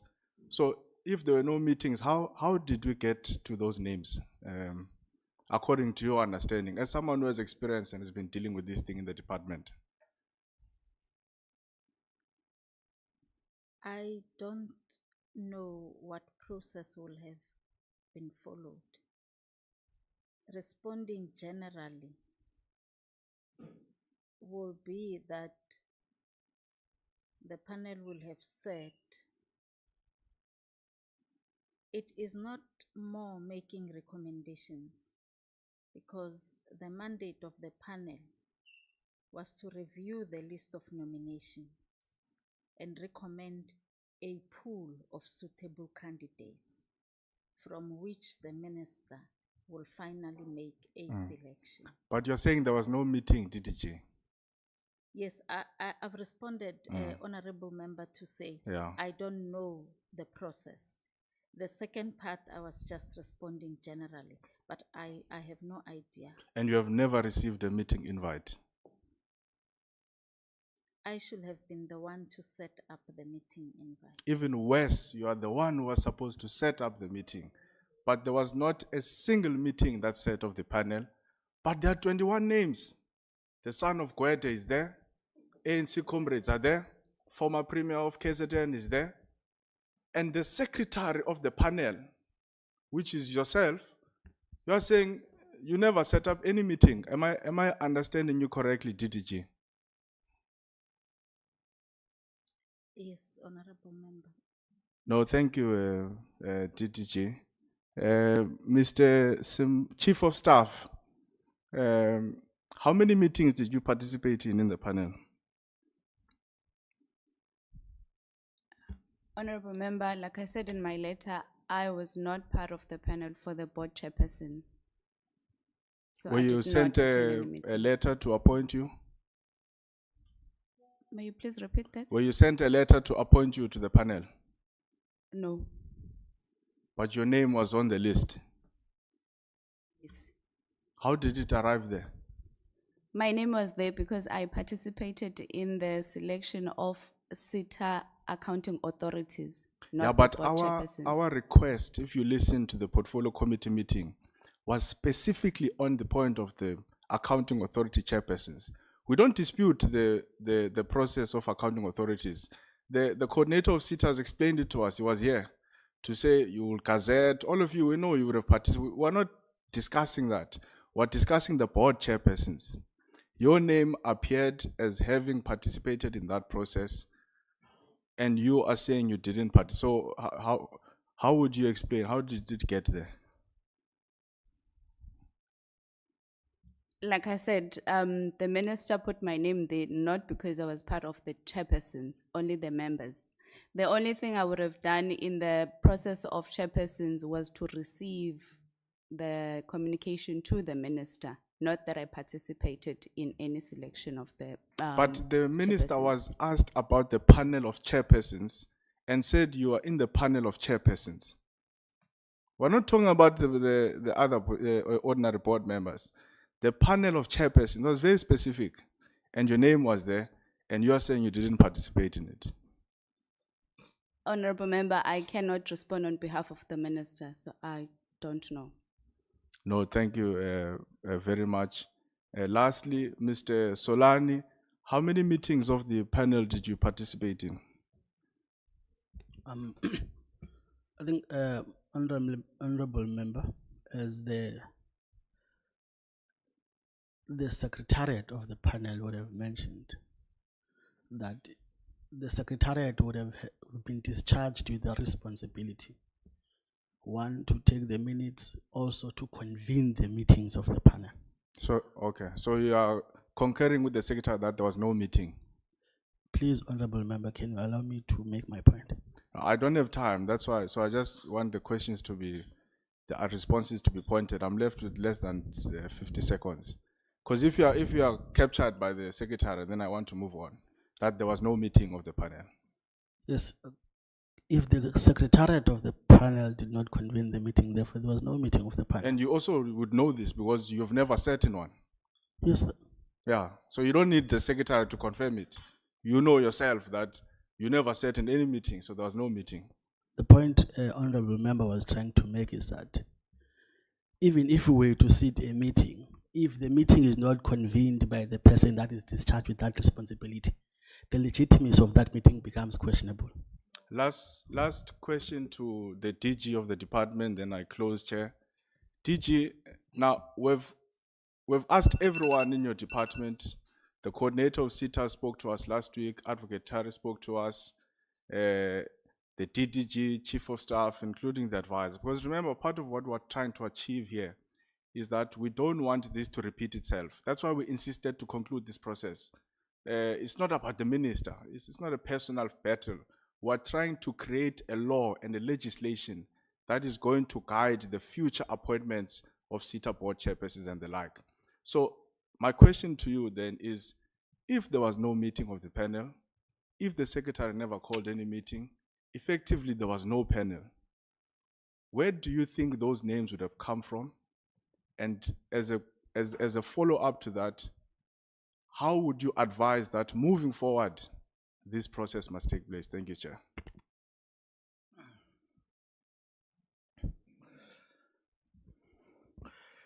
Thank you very much, Honorable Member.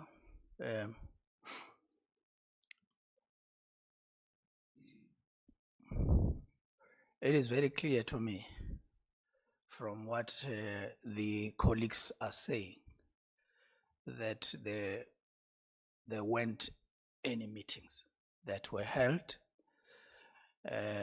So clearly, I think answers about names that were considered could come from the accounting authority, who then produced the list that was tabled to the National Skills Authority.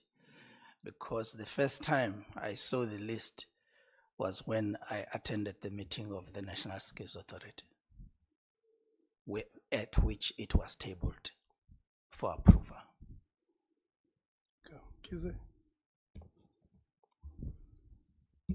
Thank you very much, Chair.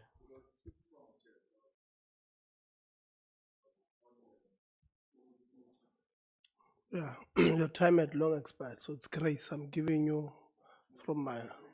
No, now you are abusing it. DG. I think I could answer on behalf of all DGs because the answer will be the same. It's important to give the accounting officers the responsibility so that you hold them accountable for administrative processes.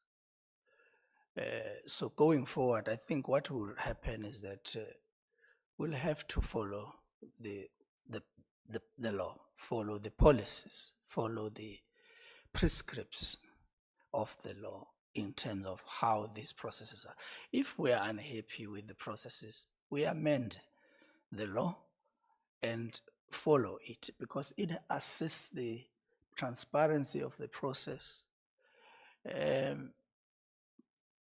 But we must also allow for innovation.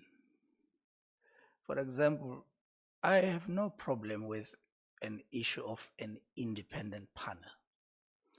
I can tell you, I have run national exams for this country for more than 20 years. Independent panels of examiners is what I've been doing over many years. We've develop processes for developing them. There's never been controversy. Instead, integrity of those processes has been the cornerstone of and hallmark of our processes. So I never had a problem with the notion of an arm's length team of people who have the expertise to support the minister to arrive at a set of recommendations. So going forward, I will still propose some kind of process a little distant from just the people who are there to process matters. I will still recommend that we write it in the law that such a panel is established. If we write it in the law, it will assist us to hold them accountable should anything happen in that regard. Thank you. Kize. Thank you very much, Chair. I will start with Mr. Solani. Greetings, member. Here you stated in your letter that you participated in the committee as an advisor to the minister. May you please share with this committee, how was your participation in the process? I think it becomes because I would have been playing a responsibility of being an advisor to the minister and ultimately had received a appointment letter for advisor of the panel.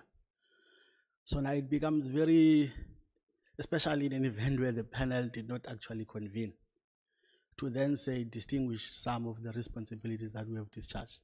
But I would have been playing a role of being able to communicate as well with other members on certain interventions and what minister would have requested that must be done. So it becomes a thin line, in particularly in a process that we were saying there was never a meeting that was convened to sit as a panel.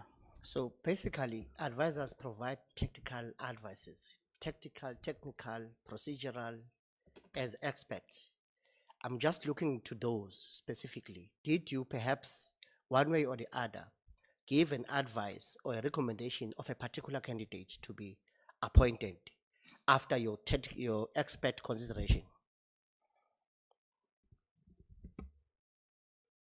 So the honorable member is asking if I would have given a particular name recommended. Yes, as an expert, because that's why you're an advisor. Did you, one way or the other, advise the minister to appoint a particular candidate as per your expert understanding?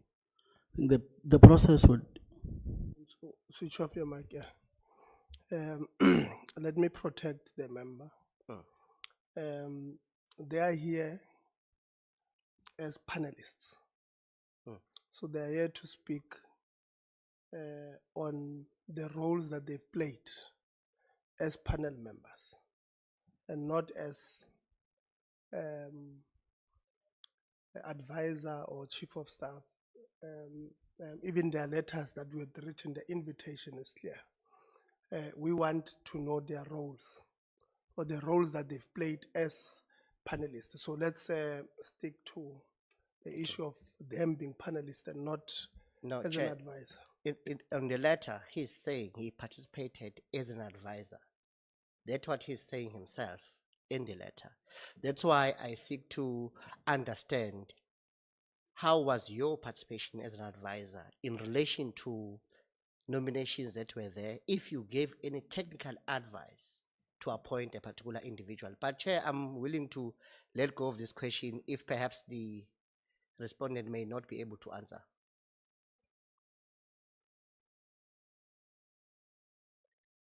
I think, like I would have mentioned, the tricky part or the difficulty or the thin line would have been panel member and an advisor on the side. So there was some confusion going on there. I would not say confusion. I did not mention. Please characterize it, sir. That is why I've characterized it that there is a thin line. That is my characterization of it. It's not So Let- it let then me be- move, honorable member, respectfully. So, if you could clarify as well, did you play any role in the approval process of nominees? It's a yes or no kind of a question. and unfortunately, member, I would have to respond, and please allow me to do that. I think if the panel have not said to convene and recommend, and so it means that that part is out. Secondly, the question of approval of names is solo on the powers given by the Skills Act to the minister. It's a minister that would have approved names. I do not have the capacity to approve names. Okay, thank you, member. May I move to Ms. Rulani Ngwenya? And you are stating in your letter that you participated in providing secretariat support function, but you were not involved in the approval process of nominees. Are you aware of any of such process that took place? If yes, may you please clarify for this committee, what was that approval process, if any took place?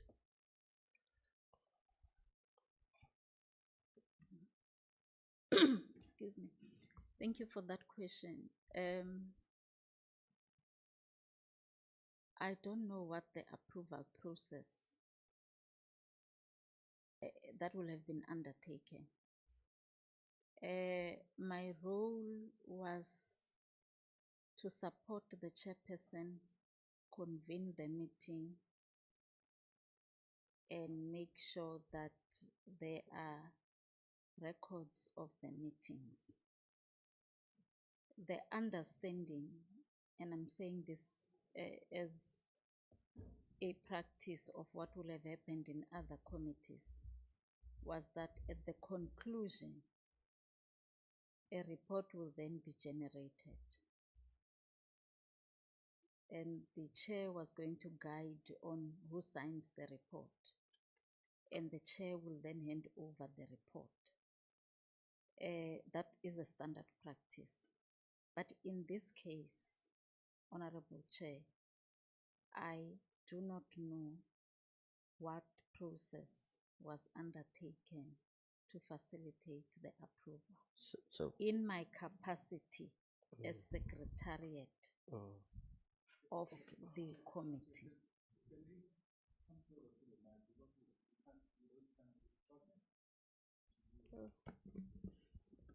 I apologize.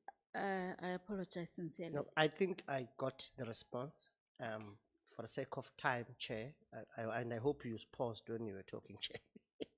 So I will move quickly to, okay, before I move, I just want to put on record, Chair, that it seems nobody knew what was the process and if it took place.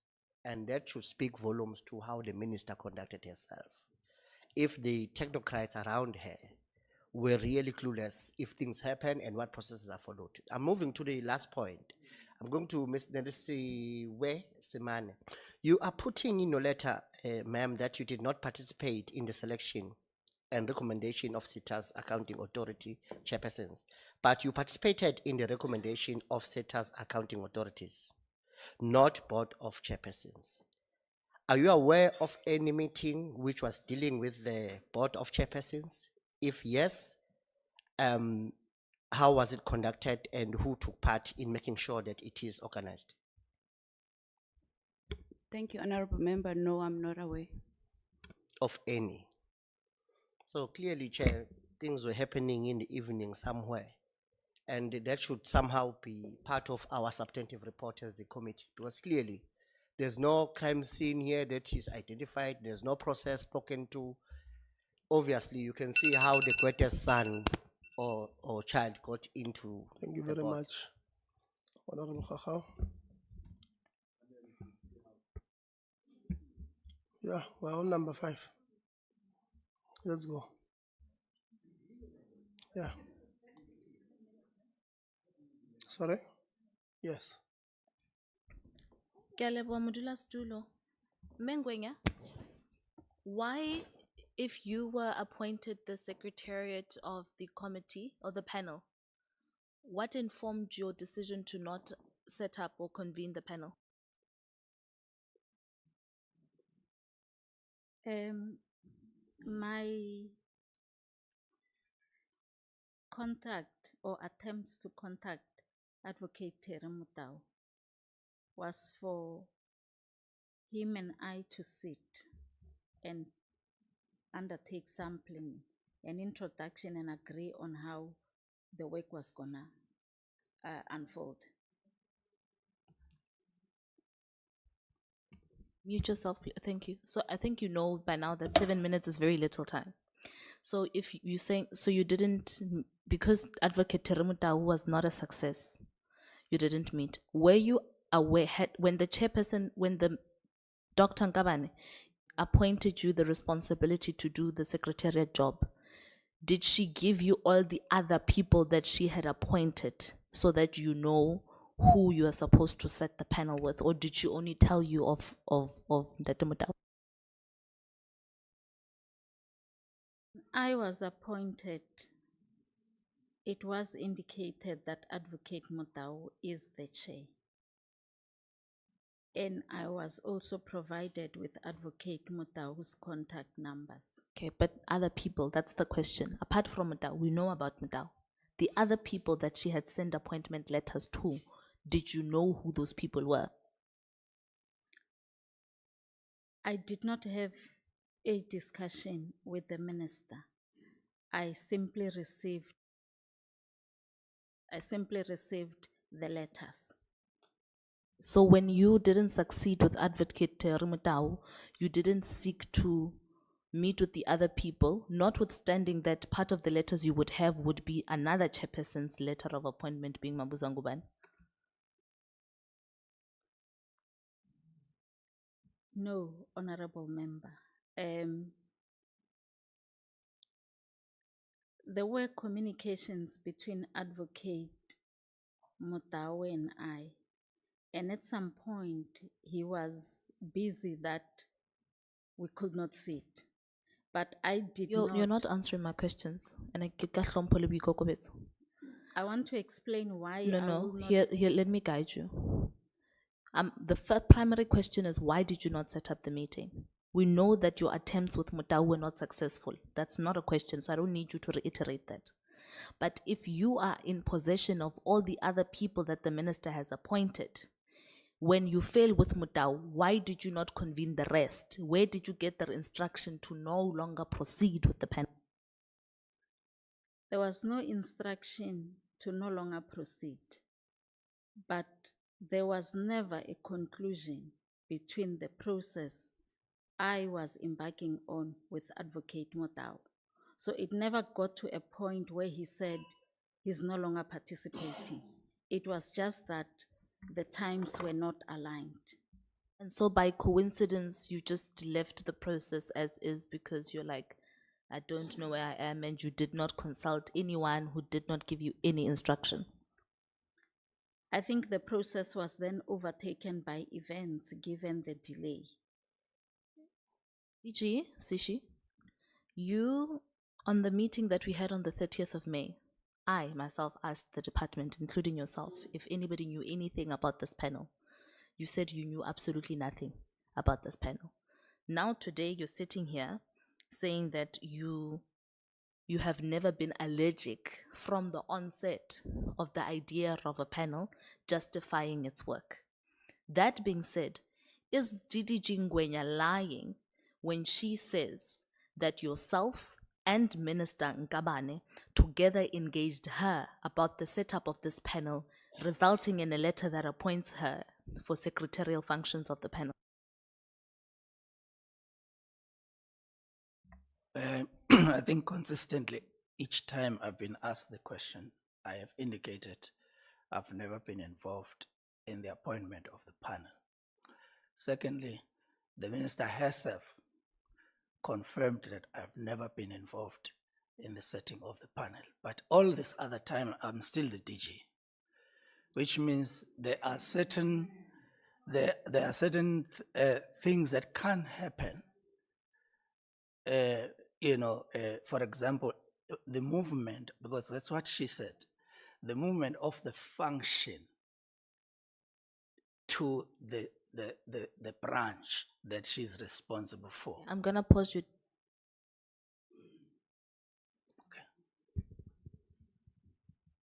I'm pausing you there because I've heard you. It's fine. So the confirmation is that she's not lying. You were aware because you're the DG and you're her line manager.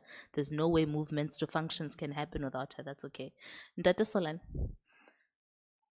don't know if did the former minister consult you as her advisor in ministry before she signed the final appointment letters?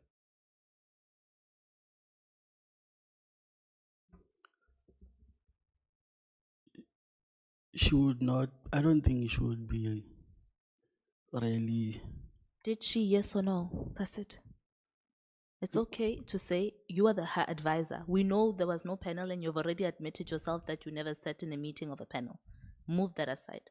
You remained her advisor. Before she signed the appointment letters to give them to the people, did she consult you to say, as my advisor, do you think these appointments make sense or not? Yes or no? Again, hold on. Again, I must come in. I told you, we have invited them in their roles as panelists, not their other jobs. I came in when Mkize asked, and I'm coming in again. Let's not ask them about other issues outside of what we have called them here for. So please ask a different question. You have 33 seconds. Chairperson, we can easily accuse you of being a goalkeeper in this process, but it's fine. No, you can accuse me of anything. Wena Continue. Solani, did you facilitate the process in any way of the appointment of Dr. Ngabane's CETA board chairpersons and any other ANC cadre, either sitting as a MP or sitting in any structures of the ANC? Can you please repeat the question properly so that I can be able to respond to you properly? Because when you're saying in any way, it becomes way too broad for me to get.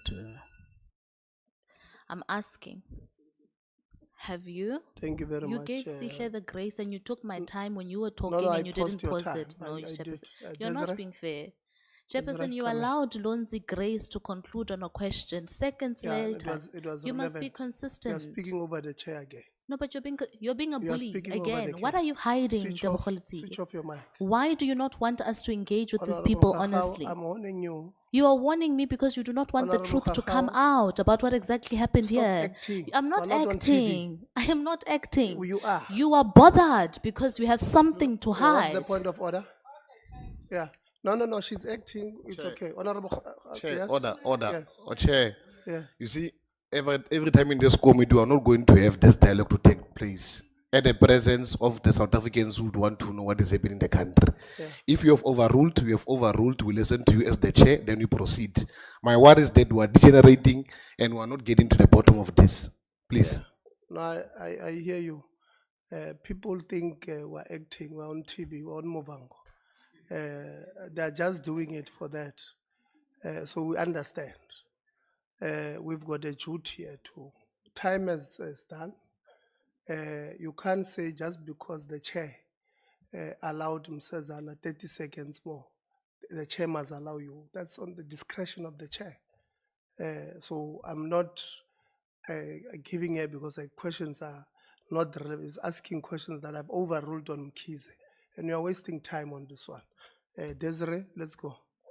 And I've said, I'm going to be very strict on the rules and ask people to be removed in our meetings because they know the rules are that when the chair you don't speak over the chair.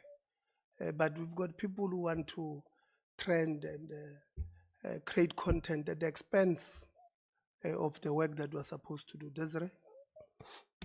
Chair, thank you. I'm going to ask my first question to all three the members that spoke, the guests that spoke.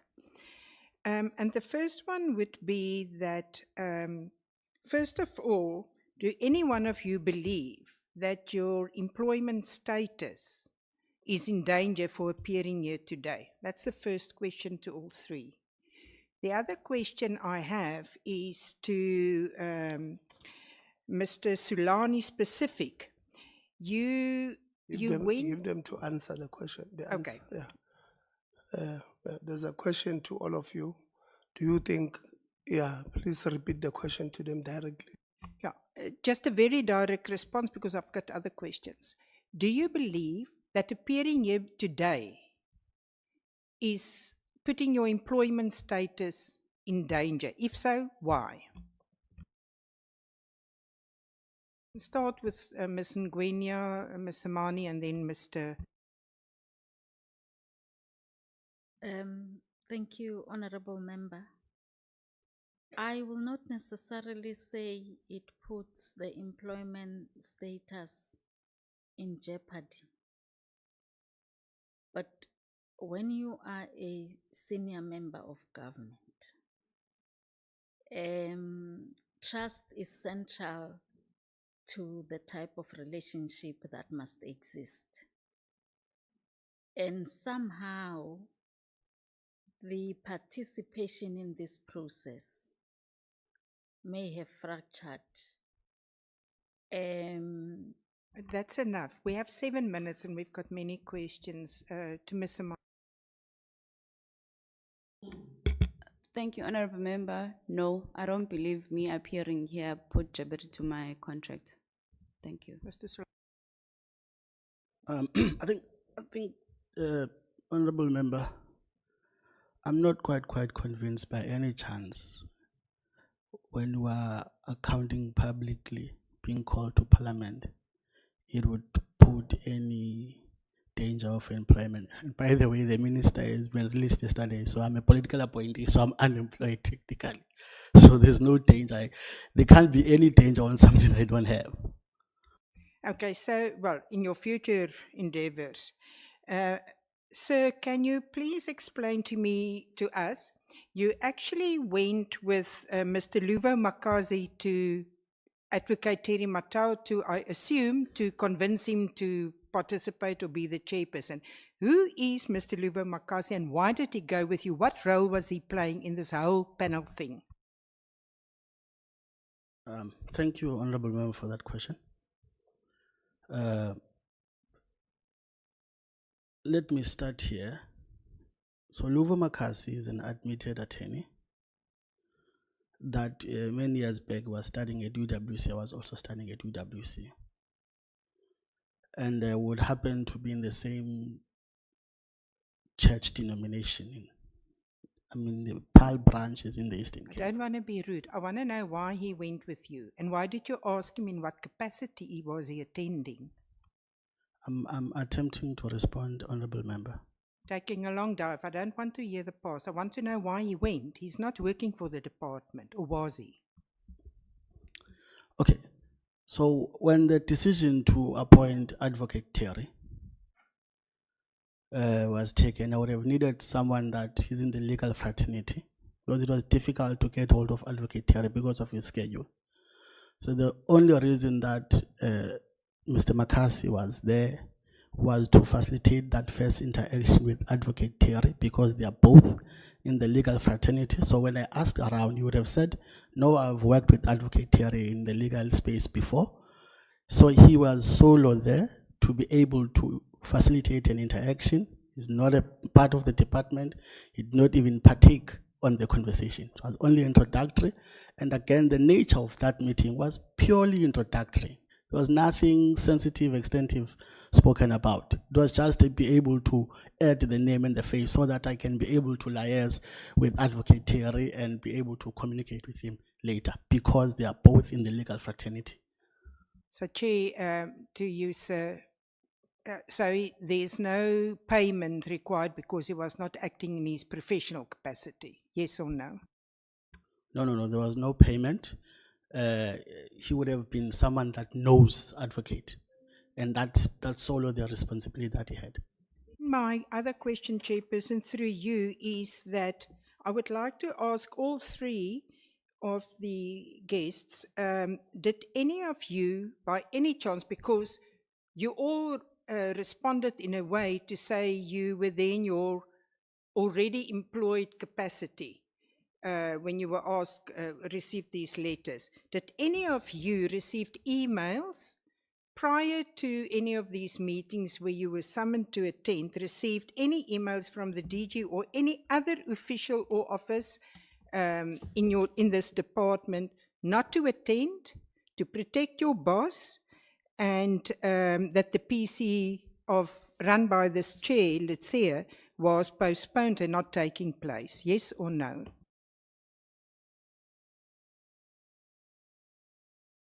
Let's go. Ms. Ngwenya, Ms. Amani, Mr. Solani.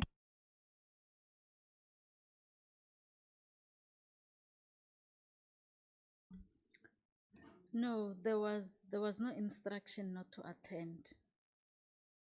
But with my apology of the previous meeting, I provided the context. We did receive that letter, it's which fine. Yeah, I just wanted a yes or no, because there were emails floating. Ma'am Samani? Thank you, Honorable Member. No, I did not attend the meeting because I was off sick. Thank you. My question is not that. Did you receive emails, whether you adhere to them or not? No, I did not. Thank you, Honorable Member. No, I did not receive any email of that nature. Then, Chair, in conclusion, I would just like to ask, there was a question raised on Friday that the list was emailed to the Minister and the DG was CC. Did he receive the list via email? Because he just said he didn't see the list or was involved. So I just wanted to have a yes or no of the independent panel.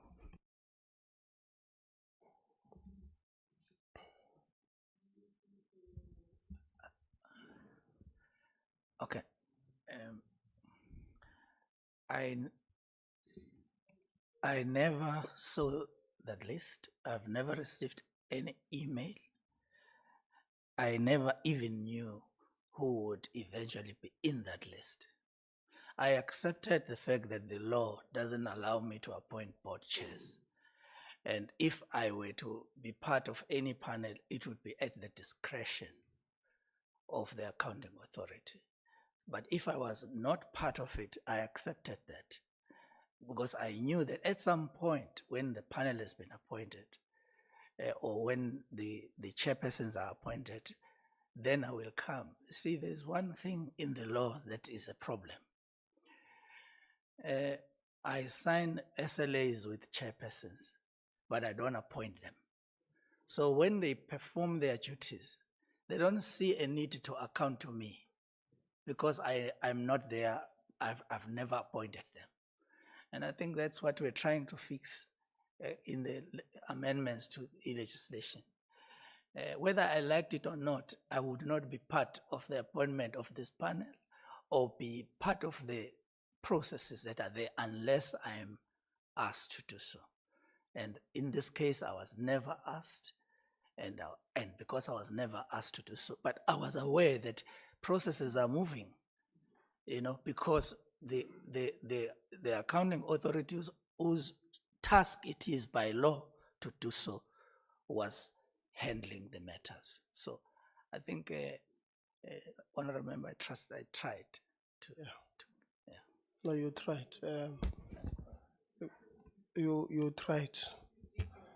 And you are saying that that's what you are trying to do with the legislation.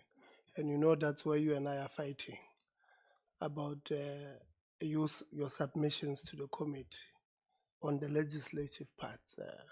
I've told you even when you submitted the APPs that the APPs are not, they suggest you are not urgent enough, or you're not in a hurry to help us to conclude on the matter. I've raised my issues with the Skills Development Act itself, the CT Act, and Higher Education Act. And on your APPs, I picked it up. Remember, I raised it with you guys to say you can't want us to conclude the process at the end of the financial year in 2028, because that's what your APP in a medium term suggests, which I don't think is not going to help us.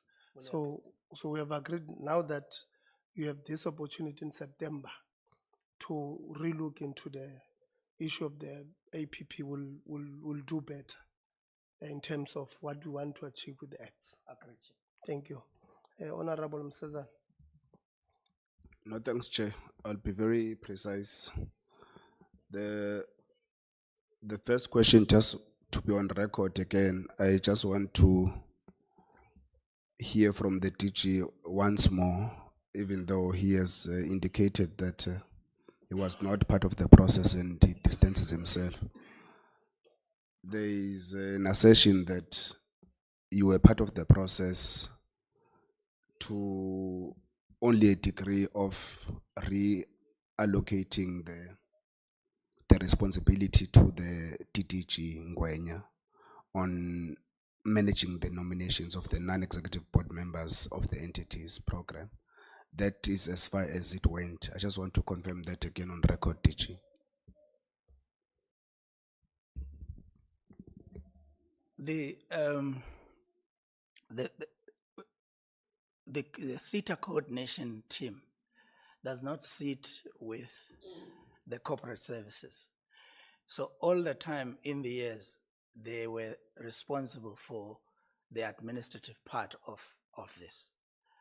But the minister saw that they can't have the technical capacity to be able to assist with certain functions that fall outside of their functions, and so requested that going forward, because we are in the process of reviewing the organizational structure. That's fine, DG. I just wanted to confirm on record again that that's as far as it went in terms of your participation in the process.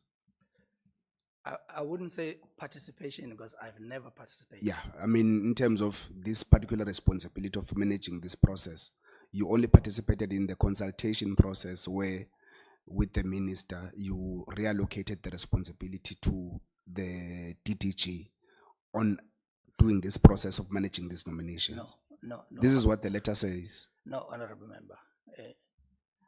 I've never participated in this process whatsoever. And DG, I'm referring to the letter, the response letter from the DDG that says, in September and October 2024, following a consultation between the DG and the minister, a decision was taken to relocate the responsibility for managing nominations for the non-executive board members of the entities to this program. So I'm asking, for record purposes, that this is as far as it went in terms of your participation in this process, because this is it's undertaking the same process of these nominations and all of those things. So that's as far as it went in as far as your participation is concerned. No, or rather, this is not participation. Yes, absolutely not. It was just consultation, as by the way. It was also not consultation. So this is a lie. The function to appoint. Now you're playing with English, DTG. I'm asking about this response to say this is the only thing you did in this process, the function, or however you want to. If it's not consultation, the function, however you want to explain it. No. Is this correct, or is this the DTG lying here? Firstly, I can't speak on behalf of the DDG. No, I'm referring to the response. So you would have disputed this if the DDG is lying. I understand her to be saying what I have indicated to you. That's what I understand, but I'm not the one who wrote that letter. She's the one who wrote it. She can explain for herself. Okay, she thank has you, already apologized for having made an insinuation that I might have cancelled the meeting, the preparations for the oncoming meeting. She's already done so. And so I've accepted that there could have been inconsistencies in the letter as she was trying to explain herself. So But you are saying that the DDG is lying by saying this? No, I won't say that. I won't. Okay, I won't DDG, even- did the DG play this particular role in consultation as you are indicating in point 2 of your letter? Because the DG said he played no part in this process. But in your response, you say, following consultations between the Director General, Dr. Sishi, and the Honorable Minister Trankabane, a decision was taken to relocate the responsibility for managing nominations So is this accurate, or are you also going to apologize for this? Because the DG is now mentioning something I wasn't aware of, where you have apologized for, I don't know, misrepresenting his participation. When I was informed, I was informed by both the minister and the DG about that discussion following their decision, that from now on, finalizing the nomination process for boards of entities, councils for TVET, NN will be coordinated from corporate services. So you maintain that the DG was part of the process of that consultation and the minister. You stand by what you wrote here, so that I move, please. Yes, when I was in. Thank you. No, if you stand by what you've written here on record, thank you very much. You state that you were informed in March that the board chairperson is Advocate Mdao, but again in a response by Chief Director Ngubane, you indicate, Mr. Ngubane, that you were initially appointed as the board chairperson and you decided not to respond. Maybe I want to first understand your decision not to respond to the accounting authority. What does it entail? Can you just decide that because you view the appointment as flawed or unnecessary, you decided that you will not respond to the accounting authority being the minister? Mr. Ngubane. Thank you very much, honorable member. I explained on Friday that. I was not here. That's why I'm asking the question. Sorry. I explained that I did not respond because I viewed the appointment as part of my normal responsibilities. I understand. That is what is written here. So I'm just trying to understand again that can you just up and decide to not respond to the accounting authority, and then the accounting authority then decides to appoint someone else as the chairperson? So is that how you operate in the department? I did not respond. Okay. That one is true. No, there was another question to the no, I'm done, Chair, but can I get the response from the DG?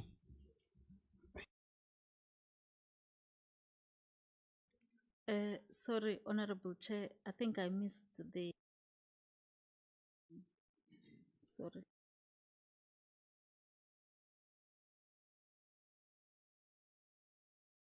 Chair, these letters are contradicting. The DTG says she was informed that the chairperson is Advocate Mtao in March. And then Mr. Ngubane, Chief Director, says in March again, he was initially appointed as the chairperson. So it means that the former minister would have appointed two different people to be the chairpersons of that same independent panel. So I'm asking, when was the DTG informed of Advocate Motao?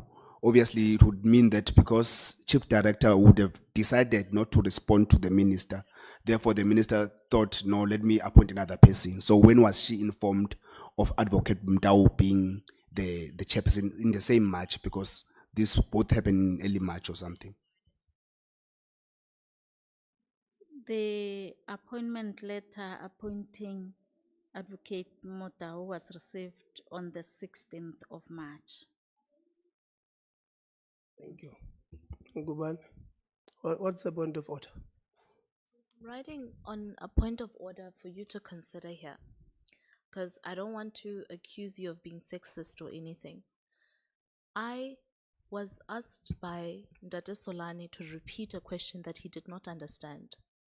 In doing so, you gagged me and refused for me to do so. Right now, Honorable Msezana's time is up.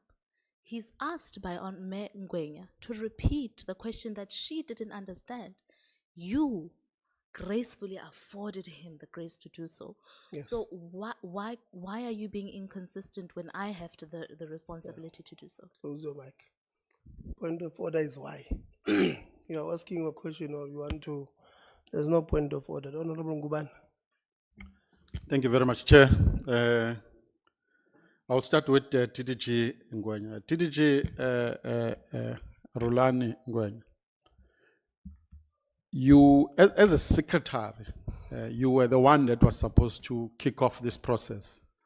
So did you didn't took it to yourself to communicate to all the members and you of the panel, but you communicated with Advocate Mutau. Why didn't you communicate with other members of the panel to schedule meeting and to start the work? Why only Advocate Mutau? Thank you, Honorable Chair. Eventually, it will have come to a point where I will have made contact with all members. But at the beginning, it was to introduce myself to Advocate Terry Mutau and get to understand what type of support he will require and how we are going to unfold. Once we've agreed on that, the one of which will have been when is the meeting, the first meeting taking place. And I will then have gone to invite the others.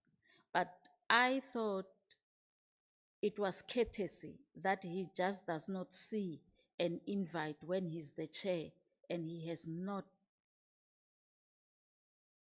been contacted and he has not been given the authority to determine how the process was going to unfold.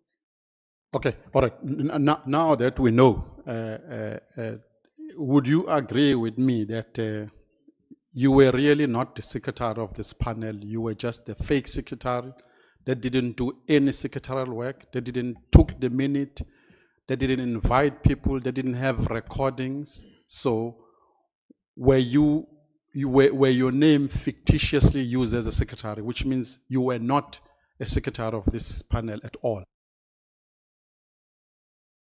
Thank you, Honorable Member. By appointment, I was. I may not have executed the functions related to the role that I was appointed for, but I was appointed as the secretary. Okay, let me clarify my question again. A letter, receiving a letter, you are a secretary. Throughout the whole process until the appointment is done, secretary was nowhere. There were names, everything was finalized. I'm repeating again. Do you agree with me that you were a fictitious secretary of this panel that were never involved anywhere except meeting Advocate Mutau only? No minute, no recordings, no invite of the meetings, nothing. Boom, at the end, there's names appointed, but you have no clue. Do you agree with me that you were a fictitious secretary that never was the secretary of the panel? In that case, yes, I agree. Coming to Asisipo Solani.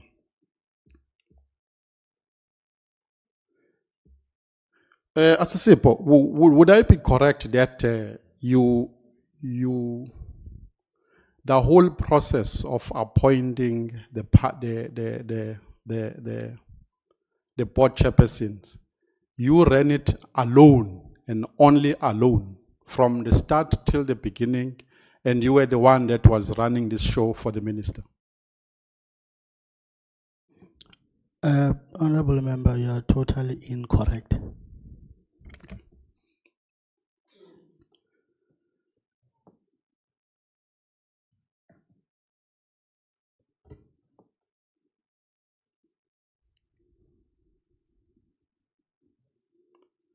DDG Sishu, it's not the first time that the board chairpersons were appointed. It's been done for years. Would you agree with me that from this time on, the advisor to the minister took the process away from the norms of the department and ran the show away for the first time? Would you agree with me that all along we have a process within the department of appointing board chairpersons, of appointing the boards of sitters, of appointing any board, and it's been working? It worked at NSFAS, it works everywhere, but only this one was taken out from the department by Asisipo. Hence, we have things falling apart.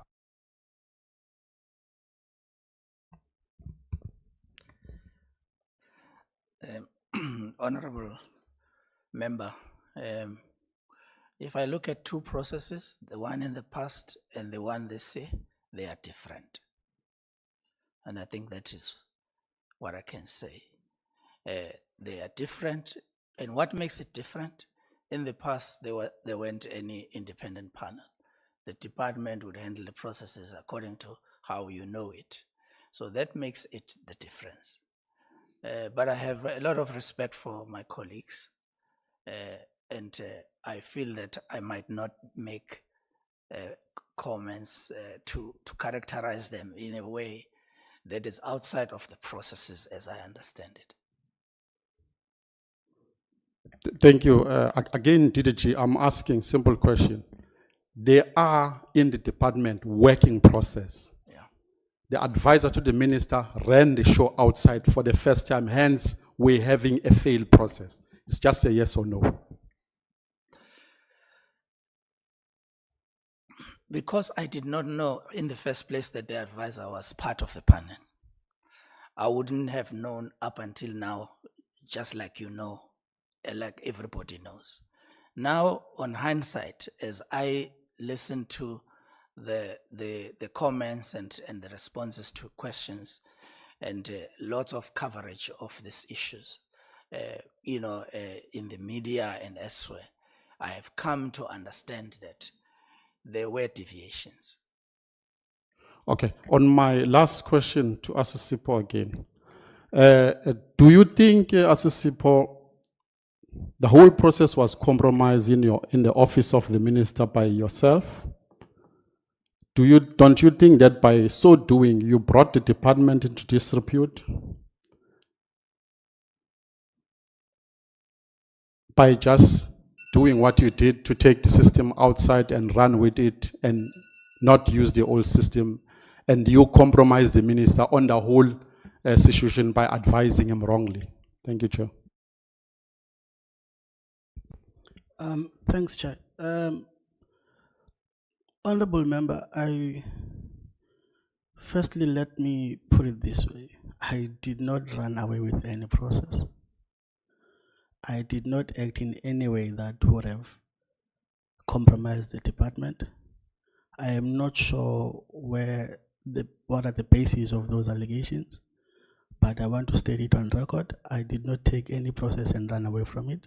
The process was not headed by me. There was a particular process panel that there's explicit information given on how things would have unfolded. So as for making such strong accusations that I would have taken a process and ran away from it, I don't get the basis of that. Thank you, Chair.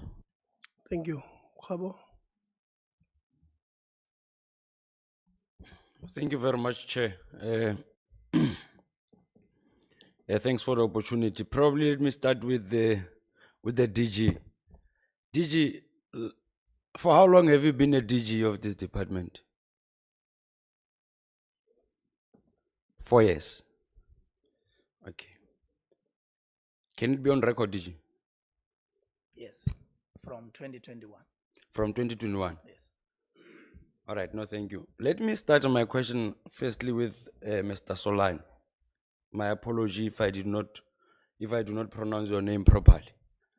Can I just check with you, what is your highest academic qualification? I hold a master's degree in political science. Master's degree in political science.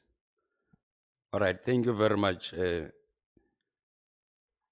How many times have you met Advocate Terry?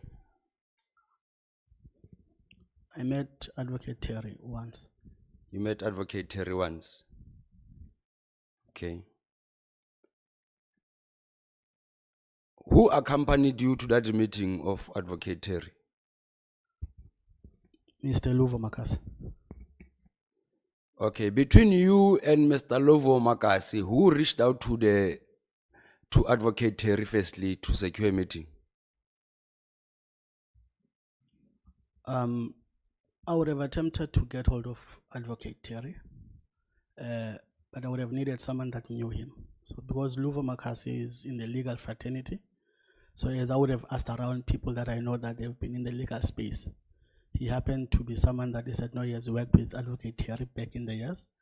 And because they have been both in the legal space for some time. Okay. So I would have requested him to attempt to facilitate that meeting. So he would have reached out to Advocate Terry to facilitate that introductory process. That process of, that facilitation of an introductory meeting, was it before he was informed that he was the chair of the panel, or the intention of that meeting was to inform him that he was appointed as the chair of the panel? I would not want to mislead the House. I can't think of the exact dates around that, honorable member. So I would not want to really. Okay, let me put it in this way. After you had failed to get hold of Advocate Terry, who instructed or who requested Mr. Luvo Makasi to get hold of Advocate Terry? Okay, I think let me attempt to explain it, honorable member, this way. So I would have looked for someone senior in the legal fraternity. So chief, among other names, the name of Advocate Senior Counsel Terry came out. So now it was upon me to see how do I get hold of Advocate. All right, let me assist you to assist me in the process. Ne? Between you and Mr. Luvo, you said that he reached out to Advocate Terry as a way of assisting you to facilitate an introductory meeting. My question is, at the time of you reaching out to Advocate Terry, was he already appointed as a chair, or the intention of the meeting was to inform him that the department or the minister is intending to appoint him as the chair of the panel? That is why I said, honorable member, earlier, I'm not sure if at the time he had received the correspondence or not. So I don't want to mislead the House, the committee on that. All right. The instruction to reach out to Advocate Terry, was it an instruction of the minister or your individual decision? I would have not take decisions on individually. It will be in consultation and engagement to my boss. Is it an instruction or not from the minister? Yes or no? Is it an instruction from the minister that you must interact with Mr. Makasi so that he can facilitate a meeting with yourself and Advocate Terry? No, I would have asked around who would have known Advocate Terry in the legal fraternity. Then I would have reached out. Let me tell you, and I would want you to tell me if Advocate Terry is lying or not. Advocate Terry alleges that Mr. Makasi reached out to him and informed him that he has been appointed as the chair of the panel even before he could receive the letter of appointment. Is he telling the truth or is he lying? Don't explain, Mhlegas. Honorable member. Or you don't know? No, I would not know, because it is a conversation between Advocate Terry and Luvo Makasi. So I would really be not in a better position to respond to that. What was the reason of Luvo Makasi? I'm not sure of the name. What was the purpose of him staying or forming part of the meeting after he has facilitated an introductory meeting? The meeting was more of a meet and greet, in introductory. It did not discuss any sensitive match issues. So Luvo Makasi would have participated in that meeting. It was a matter of, this is Mr. Solani, this is Advocate Terry, then would introduce and exchange contacts. It's fine. Let us not be technical. Going to the issue of, I'm looking at the time also, Chair. Going to the issue of Mr. Luvo, would you conclude that his presence in that meeting had no influence on the outcomes of the process that he had started? Can you please repeat the question, honorable member? In your response, you said that, let me just try and get the name because I get irritated when people do not pronounce my It's name. Luvo Makasi. Yes, Mr. Luvo Makasi. You said that his role was just to facilitate a meeting. He did not actually participate in any of the process. Ne?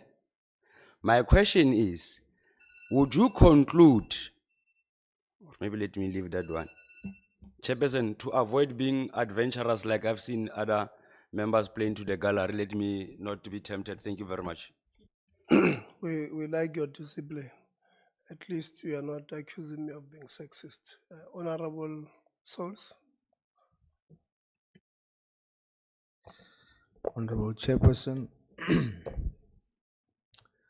I refuse to join those that considers meaningless fights a superior logic and fake GNU partners in pretending that this exercise is fruitful. I thank you, Chair. Thank you very much. Very fruitful. Honorable Low. Chair, I'm not going to be much. DG, are you aware of the audit AGSA report of 10 September 2020? And then in the AGSA report, section 11, I want to read this for you. Audit finding.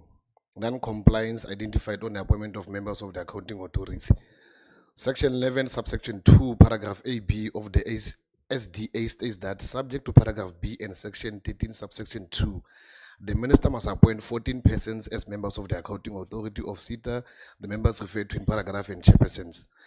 Are you aware of the advice the AG gave to the department while you were in the department?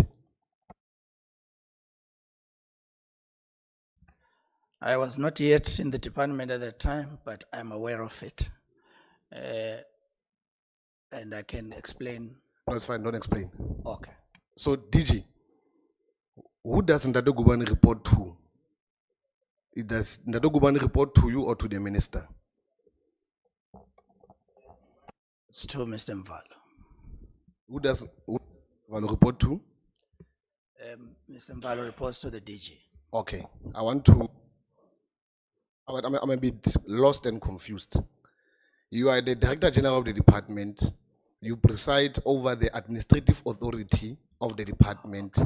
Your duty is to advise the department on any other matter. And any other correspondence that arises from the department, who receives it is not you as the DG. Okay, I think I understand your question. No, I've not asked the question yet. Wait. Inkekele mongwe ke a go kopa re bogile ke ngena for 3 months jana o inkekele le nna ke la ke kgonegile ke na le depression ya go department ga e dire tsone bana ba safara ga gona di allowance and DG ga itse sep e tshwana ka MM ko maspaleng a re ene ga itse gore why di fleet di tswile go maspaleng and go tsa gona go respond towards that. So inkekele pele mongwe o arabe se ke go botsang shone ke le bogile jaanong DG ke a botsa, are you saying you as the Director General, you wouldn't know or you wouldn't advise the minister, albeit that you are not appointing on any administrative issues that concern the department? Thank you very much. The law prescribes that this process is the process that is located within the ministry, and the minister is responsible and not the DG. That's the inconsistency that causes the issue of an official supporting the minister, but the line at that time does not go through the DG. To fix it, you fix the law. And at this point in time, that's what we are working with. DG, I'm asking, by the time when the names were given to you as the DG, wouldn't you advise the minister otherwise based on the fact that you knew about the AGSA audit outcome that advised against the same process? Thank you. The names were given to me at the same time as they were presented to the NSA in a meeting. That was the first time I got to know about the names together with all members of the NSA and the rest of the public. DG, as the DG, when you got about the name, what was your reaction? What did you do? Okay, when I got the, when I received the names, my reaction was, I wish DGs were involved because they would be able to provide guidance and advice. Honest and fearless advice. And that's the character of the Sishi, that is the DG of higher education. Honest and fearless. Chair, I'm not going to ask questions anymore. That is Solani. Before that, I'm going to give my closing. Is it allowed that you consult outside the department without having to consult the legal department of department out of your own will, as per Labor Relations Act and as per the policy of the department? I think on the legal issues, the vintage point becomes a department. Now, what informed you to go and get your friend or your comrade or your colleague to come and advise the department, whereas he does not have jurisdiction? I don't have any recollection, Chair, where I would have said someone outside the department gave a framework and advice to the department. I don't know where the member might have got that. Sorry? I'm saying I don't recall having said that I would have went to get a friend or anyone to give a legal framework or any advice to the department who's not working in the department. How did Mr. Luvo get involved? Again, let me go back again. Mr. Luvo was the means of me reaching out and trying to get Advocate Terry to facilitate the meeting, not to contribute in any legal framework or process. Okay. He became Keep a up. middle. It's okay. He It's okay. became It's a okay. middle person. Thanks, sir. I don't have time and I came late. The moment you go outside external, not internal, it's a misconduct. It's not allowed as per the Labor Relations Act and the policy of the department. Any matter concerning the department, concerning appointments, you work within the confines of the law and the department, and you go to the relevant department, you submit your right and say, given the fact that I'm confronted with this, I must advise the minister. I need this advice as which process to follow, because previously we could have had this particular problem. And I expect you, as a master's degree holder, to understand the day-to-day running of government. Now, here, Chair, the department is playing a cat and mouse with ourselves and the people of South Africa. Everybody knows about this thing. The DDG has indicated in a letter that is black and white that the DG was quite informed and involved in the process. The DG is misleading this parliament and is saying was no, there's no way a subordinate of any other person or any other leader in an institution cannot know what are the reactions or what are the performing duties that are going to be performed by that person. So I am going to propose and maintain that the DG be brought to book, and I've concluded, me as Honorable Sudugal Notepo loaded, part of the problems at the department is the DG, who had a duty to advise and played administrative oversight role. Thank you. Thank you very much.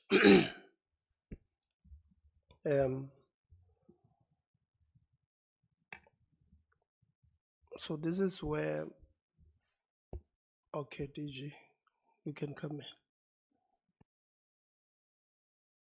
in. Chair, I would request your protection. Firstly, I received a letter saying that I might have led to certain officials not attending the portfolio committee meeting. At that time, I was not a DG, there was an acting DG, and I was out of the country to do national duty. The person who might have written this apology in such a way that such a conclusion is made has apologized, but there is no apologies to me. Some of the members of this committee have tried to move outside of what is the purpose of what the questions that are asked to the question, to try and suggest that I was involved or I might have participated. And I've indicated consistently all the time that I've been here that I really would love to appoint chairpersons. I can assure you, give me a chance to appoint chairpersons, you will see. But the law doesn't allow me to do so. But I am the DG of the department. And as a DG of the department, I'm not unaware of what's going on in the department. So if, for example, the minister perform her duties as the minister and accounting authority of our department, and these are written and are there in the law, what must I do? Advice that we provide to accounting authorities, it's advice that we provide all the time. On the day I saw the list, I saw it together with everybody else. There was absolutely no time to actually intervene at that stage. And I feel I'm unfairly, placed in a position where not even, slightest, indication by those who were involved include the DG in what they say. Yeah. But some people want to include the DG there. Okay. I can think see it's sure. unfair. Yeah. Sorry, DG. Maybe you came in early. Maybe I was going to protect you because you came in before I could ask. But I've also noted that your PLO has also brought in new glasses. Maybe in China, where you got two, because you've got new glasses. David also has got new glasses. But on a serious note,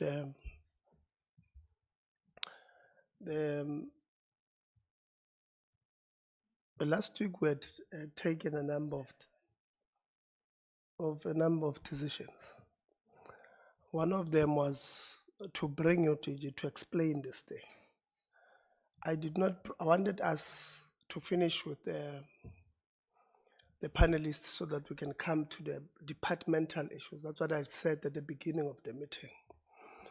And the DDG clarified that part. In fact, even before the DDG clarified that part, last week, Mr. Mabuzangubani clarified that there might have been a confusion, but it was clarified. But without the DDG explaining, we will not have written to you again. We wrote to you indicating that DG, we want you to come and explain these particular things. Unfortunately, we did not deal with it, right? But it has been clarified, at least by two of the officials in your department. Maybe, on a lighter note, maybe by Tusila DG, but it has been clarified. And we accept the clarification that there was no malice from the department, from the office of the DG to cancel our meeting. There was, it was clarified by both of them that this was not the intention, and the DG Ngwen has apologized. We take that part. So unless the DG says he wanted us to write him a letter to say this matter has been clarified, we're fine. But we're fine with that part. Yeah, press the mic, DG. I think the issue, Chair, would be the benefit of the doubt. If someone were to say these things about you and I'm there, you are my chair, I should be able to say this can't be. Cancel ask officials not to attend Parliament. Yeah, we've clarified that. DG, close the mic. It's really serious. Yeah, it affected you so much. You had to buy new glasses. Close the mic, so that we continue. I think what is clear here, members, which I think you'll also agree with me, is that in real terms, there was no independent panel. That is the first thing we must agree on. Maybe there was an intention to have a panel, but it was not implemented in a true sense of the word. Because people may have received the letters, but they did not even know what their roles would have been. But the intention was there to bring in this independent panel. I think that's the first one we must agree on, that there was no panel. Maybe there was an intention to have the panel, but the panel did not exist. Also indicate that there was actually no need in our meeting, including on the letter of the withdrawal of the chairperson from the minister on the 15th, on the 16th of May, to say that there was a panel that dealt with this issue. There was no need. Section 11 of the Constitution, the Section 11A, 1A of the Skills Development Act empowers the minister to appoint chairpersons on her own, on a process that she can deem fit, as long as she can explain it. But it's up to her how she appoints. And if the minister would have said, I, as the minister, have appointed these particular people, I don't think would be here, would have brought in people from the department. They've got serious job. We have a lot of vacancies in the department. Should be busy there with those things. We've got principals and TVET colleges who are not appointed, who are supposed to be, who will not be here. And I don't know how many times we've taken officials from the department from doing what they're supposed to be doing on this matter that, in my view, could have easily been avoided. Could have avoided this thing, DG. Could have easily been avoided. If there was no panel, like we believe that there was no panel, there was no need to say there was a panel. In fact, these members would have been lighter today. But how the panel was brought to the attention of these members, it would have been that there was retired, experienced people with serious governance background from outside, independent. And when we received the names, there was only Advocate Muta was independent in a real sense. Because 2 are from the department and 2 are from the ministry. That can't be independent. Right? So that could have been avoided.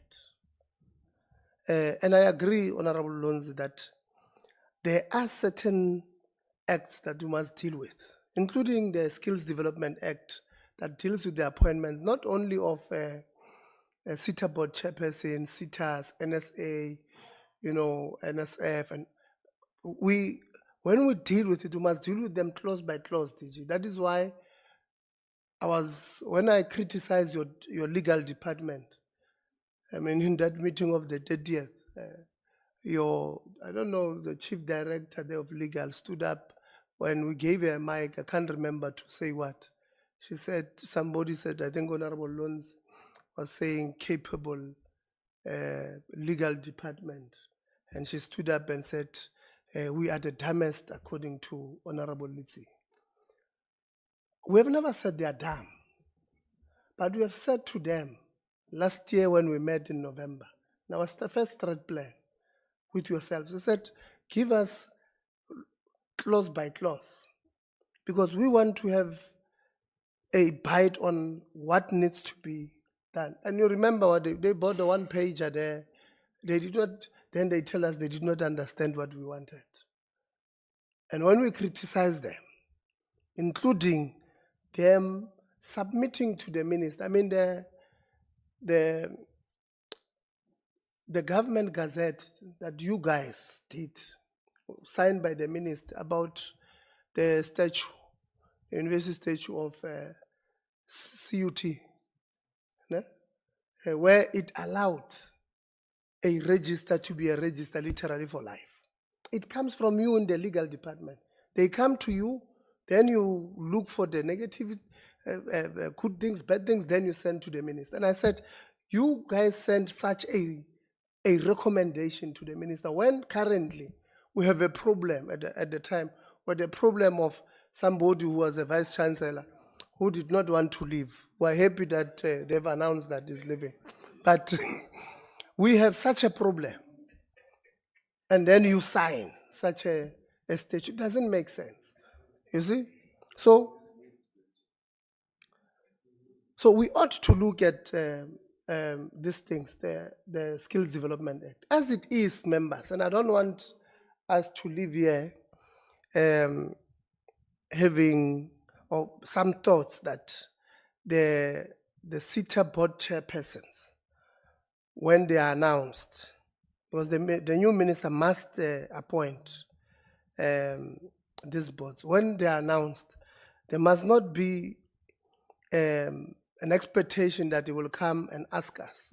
Unfortunately, as the law states now, it does not allow.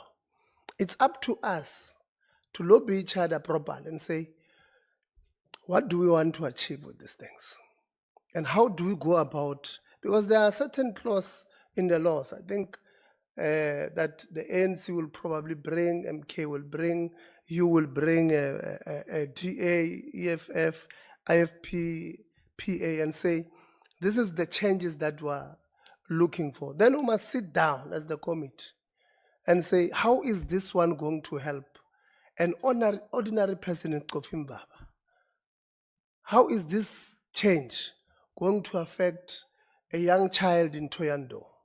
So when you bring changes, when you bring even the proposals, they must be grounded in helping our people on the ground. So, but what are we waiting for? The department. So DG, when we are going to criticize you, unfortunately then the department, this is you. We are going to criticize you as long as we are not getting what we want. These members write to me almost all the time complaining that they write to the department, there are no responses from the department. We write to the department, there are no responses. So some of these things, I mean, are not, it's as if they are designed for us not to account.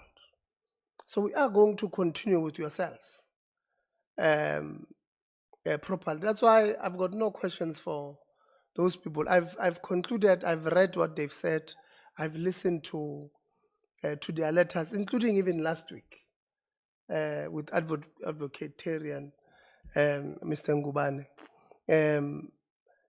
It was clear that the intention was there, but this thing was not taken through.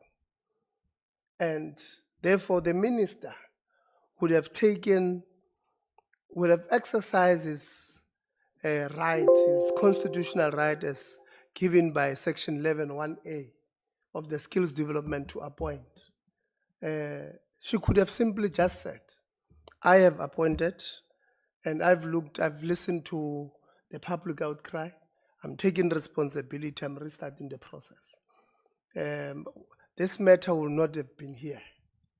Will not have had people leave their work to be here. So we will have our preliminary report.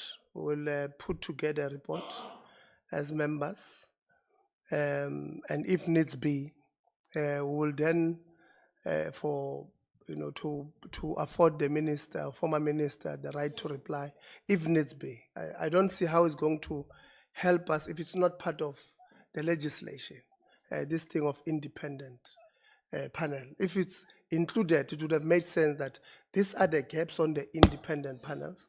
But our recommendations, I don't know how they're going to empower the new minister as well, because we're talking about something that is not legislated. Like I said earlier on, I do not think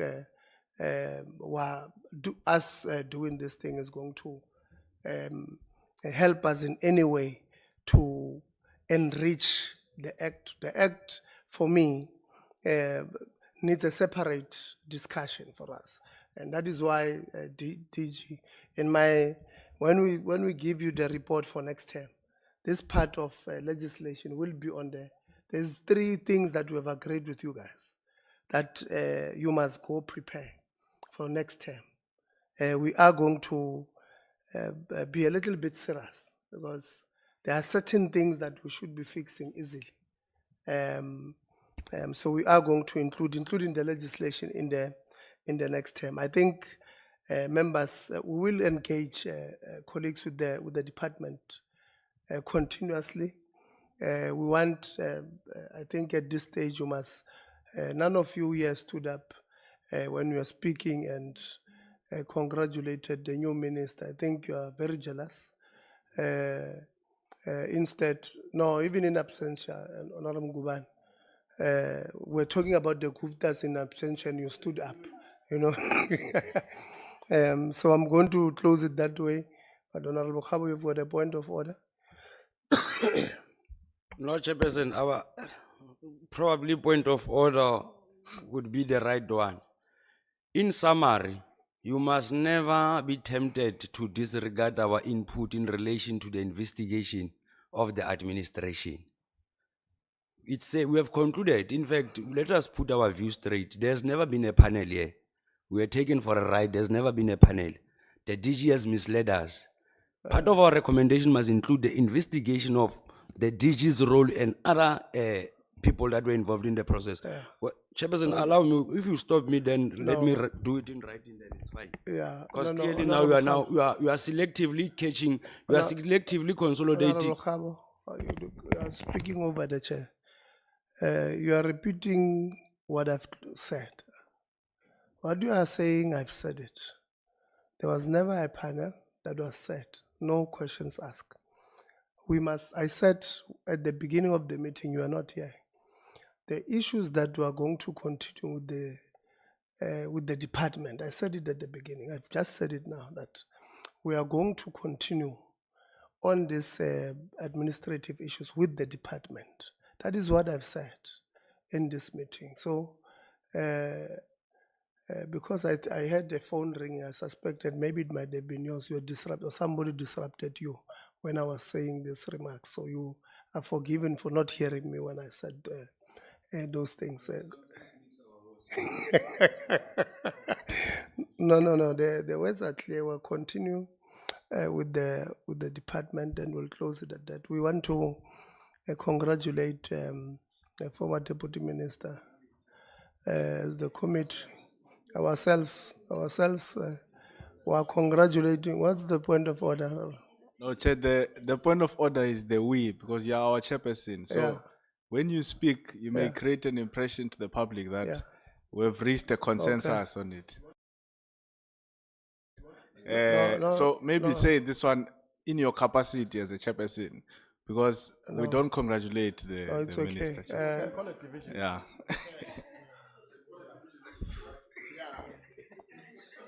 Honorable Low. No, Chair, we, including us, some of who are agreeing, Yeah. so we can even agree to vote. We were agreeing. Yeah. So, It's okay, colleagues. No, don't worry. We're congratulating the new minister and the deputy minister. I heard Honorable Lonzi saying that he can't wait to meet the new deputy minister. A very capable woman, former premier, serious credentials. We congratulate them. I want to thank you, colleagues. What's wrong, Honorable Ngwe? Thank you, Honorable Chair. You know, out of this meeting, there are reports and recording. And I think it must be clarified because even in the apology did not say the Director General, said the office, someone in the office. So I thought, let me clarify so that you don't see a headline that says the Director General. Thank you. No, thank you very much. We did say we have accepted.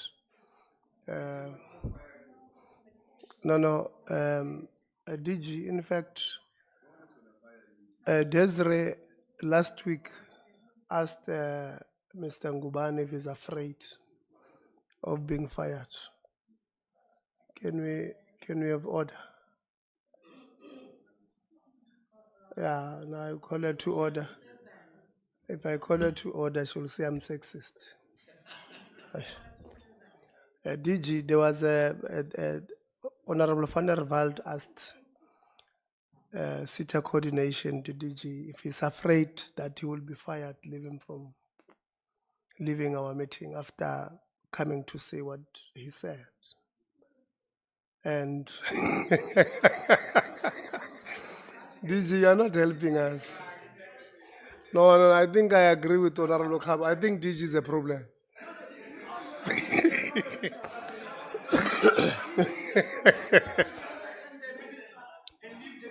Yeah, so DG. Chair, in all See, honesty, yeah, the but- DG's office, Yeah. whoever was responsible for Yeah, that. I'm doing. So DG, let's do this. I spoke last week and I said there's this culture in the sector that is brewing, where somebody who differs with yourselves at the top, either as a whistleblower or as somebody else, they get to suffer. Not only in the department, well, at universities, we get that all the time. Students, they raise their dissatisfaction with some vice chancellor, they are suspended. There's this and that happens. A worker in some university appears before parliament and says, there's a problem of 1, 2, 3, 4. They are pursued by the powers that be. And it's a worry. In the cities, somebody raises a whistle blowing what against the CEO, they are fired. And I said that can't continue, because we'll be creating a culture of, I don't know what you call it, but we'll get a wrong culture. So we have to put it to a stop. So it can't happen in the department where tomorrow we're told that DD Jingwe, your chief director, Mabuza, are fired on the basis of what they said. They said they were not part of any panel. And maybe the DG would have given them brief and said, you must say you are part of a panel. That can't continue. DDG, we get a lot of complaints in the sector. That can't be. And when we write to you, some of these things, they end up in our laps. They are not, you can tell, this one parliament is not supposed to even be here. But when we tell them this, they even give us proof that we have written to this, a release of a certificate for TVET graduate. Since 2021, I've been writing to the department. No, why are you asking us for, please write to the department. They give us proof. Since 2021, then we must enter. We write to you guys, please, man. How do you expect these kids or these students to find employment, to participate economically? When they've passed, they don't owe, but you still don't give them the certificate. It can be. So some of these things, we end up doing them. And that is why sometimes you accuse us of wanting to be, or encroaching of being operational. It's because your people in the department are not doing what they're supposed to do. I don't know how many students went back to universities this week who have not even received their May and June allowances. I don't know how many. It's bad. And if we ask, Kuri, it's as if we want this money, or maybe we've got shares of this money, of this allowance from students, because when we ask, Kukuru, you can tell these people don't want to cooperate. It's as if they are doing us a favor. Well, we're not doing these kids, these students favors. Let's make sure. We have said we are going to interact regularly with NSFAS. I think when we open it will be one of the first ones we're interacting with. When we meet with them, DG, we want to see progress. Please go tell them. We want to see real progress. I want to say, these are the accommodation providers who wrote to you and said you have not paid them. This is the number that has been paid. These are the students who your system says they are funded. They have not received their allowances from February. And this is the number that has been receiving. So asking you, these are things that you may take that they are simple. They are not. If you are stuck at rest, if you are lucky enough, by the way, because others, they stay in rest where there's no Wi-Fi, no warm water, because their accommodation providers have not been paid for so long. They owe municipality, can't pay, they can't buy electricity, they can't pay for Wi-Fi. So these kids wrote exams now, taking a shower with cold shower if they were lucky, that they even had water, right? They don't have Wi-Fi. So please, DG, when you bring, when we come next time, we're going to be very serious, and we're not going to take any prisoners.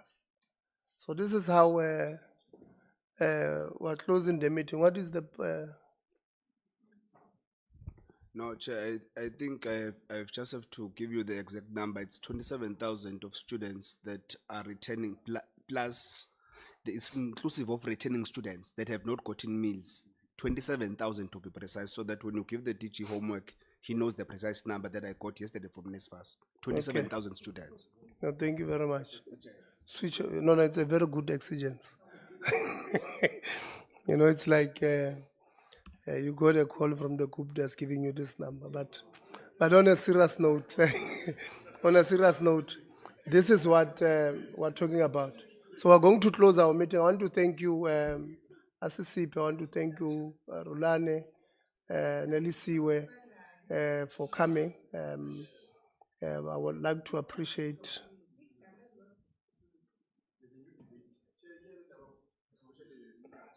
So, can you allow me? Can you allow me to thank our panelists? No, hold on. I want to thank you for coming. Sometimes people are afraid to come to our meetings because there's this bad picture that is painted about our committee. But you can tell, you see, they're smiling, laughing all the time. So what you've seen out there, it's not true. These are very good people. They just have a responsibility to ask questions. They are representing millions of our people out there. Sometimes I would have to come in and guide them because, you know, they are very vicious sometimes. Banokuluma nje ubone na ukuthi la you must come in and stop because they are biting too much. But thank you very much for coming. TG, thank you very much. I know you arrived last night from China. You have not rested. You have not even opened other bags of maybe other sunglasses or clothes, and but at least you managed to open one where you brought in the new glasses, and or two, because I see David has got a new pair as well. But thank you very much. Thank you very much, members. We have a 3-line whip now starting at 2. So let's go there. We are passing some bills before tomorrow's budget. The budget will go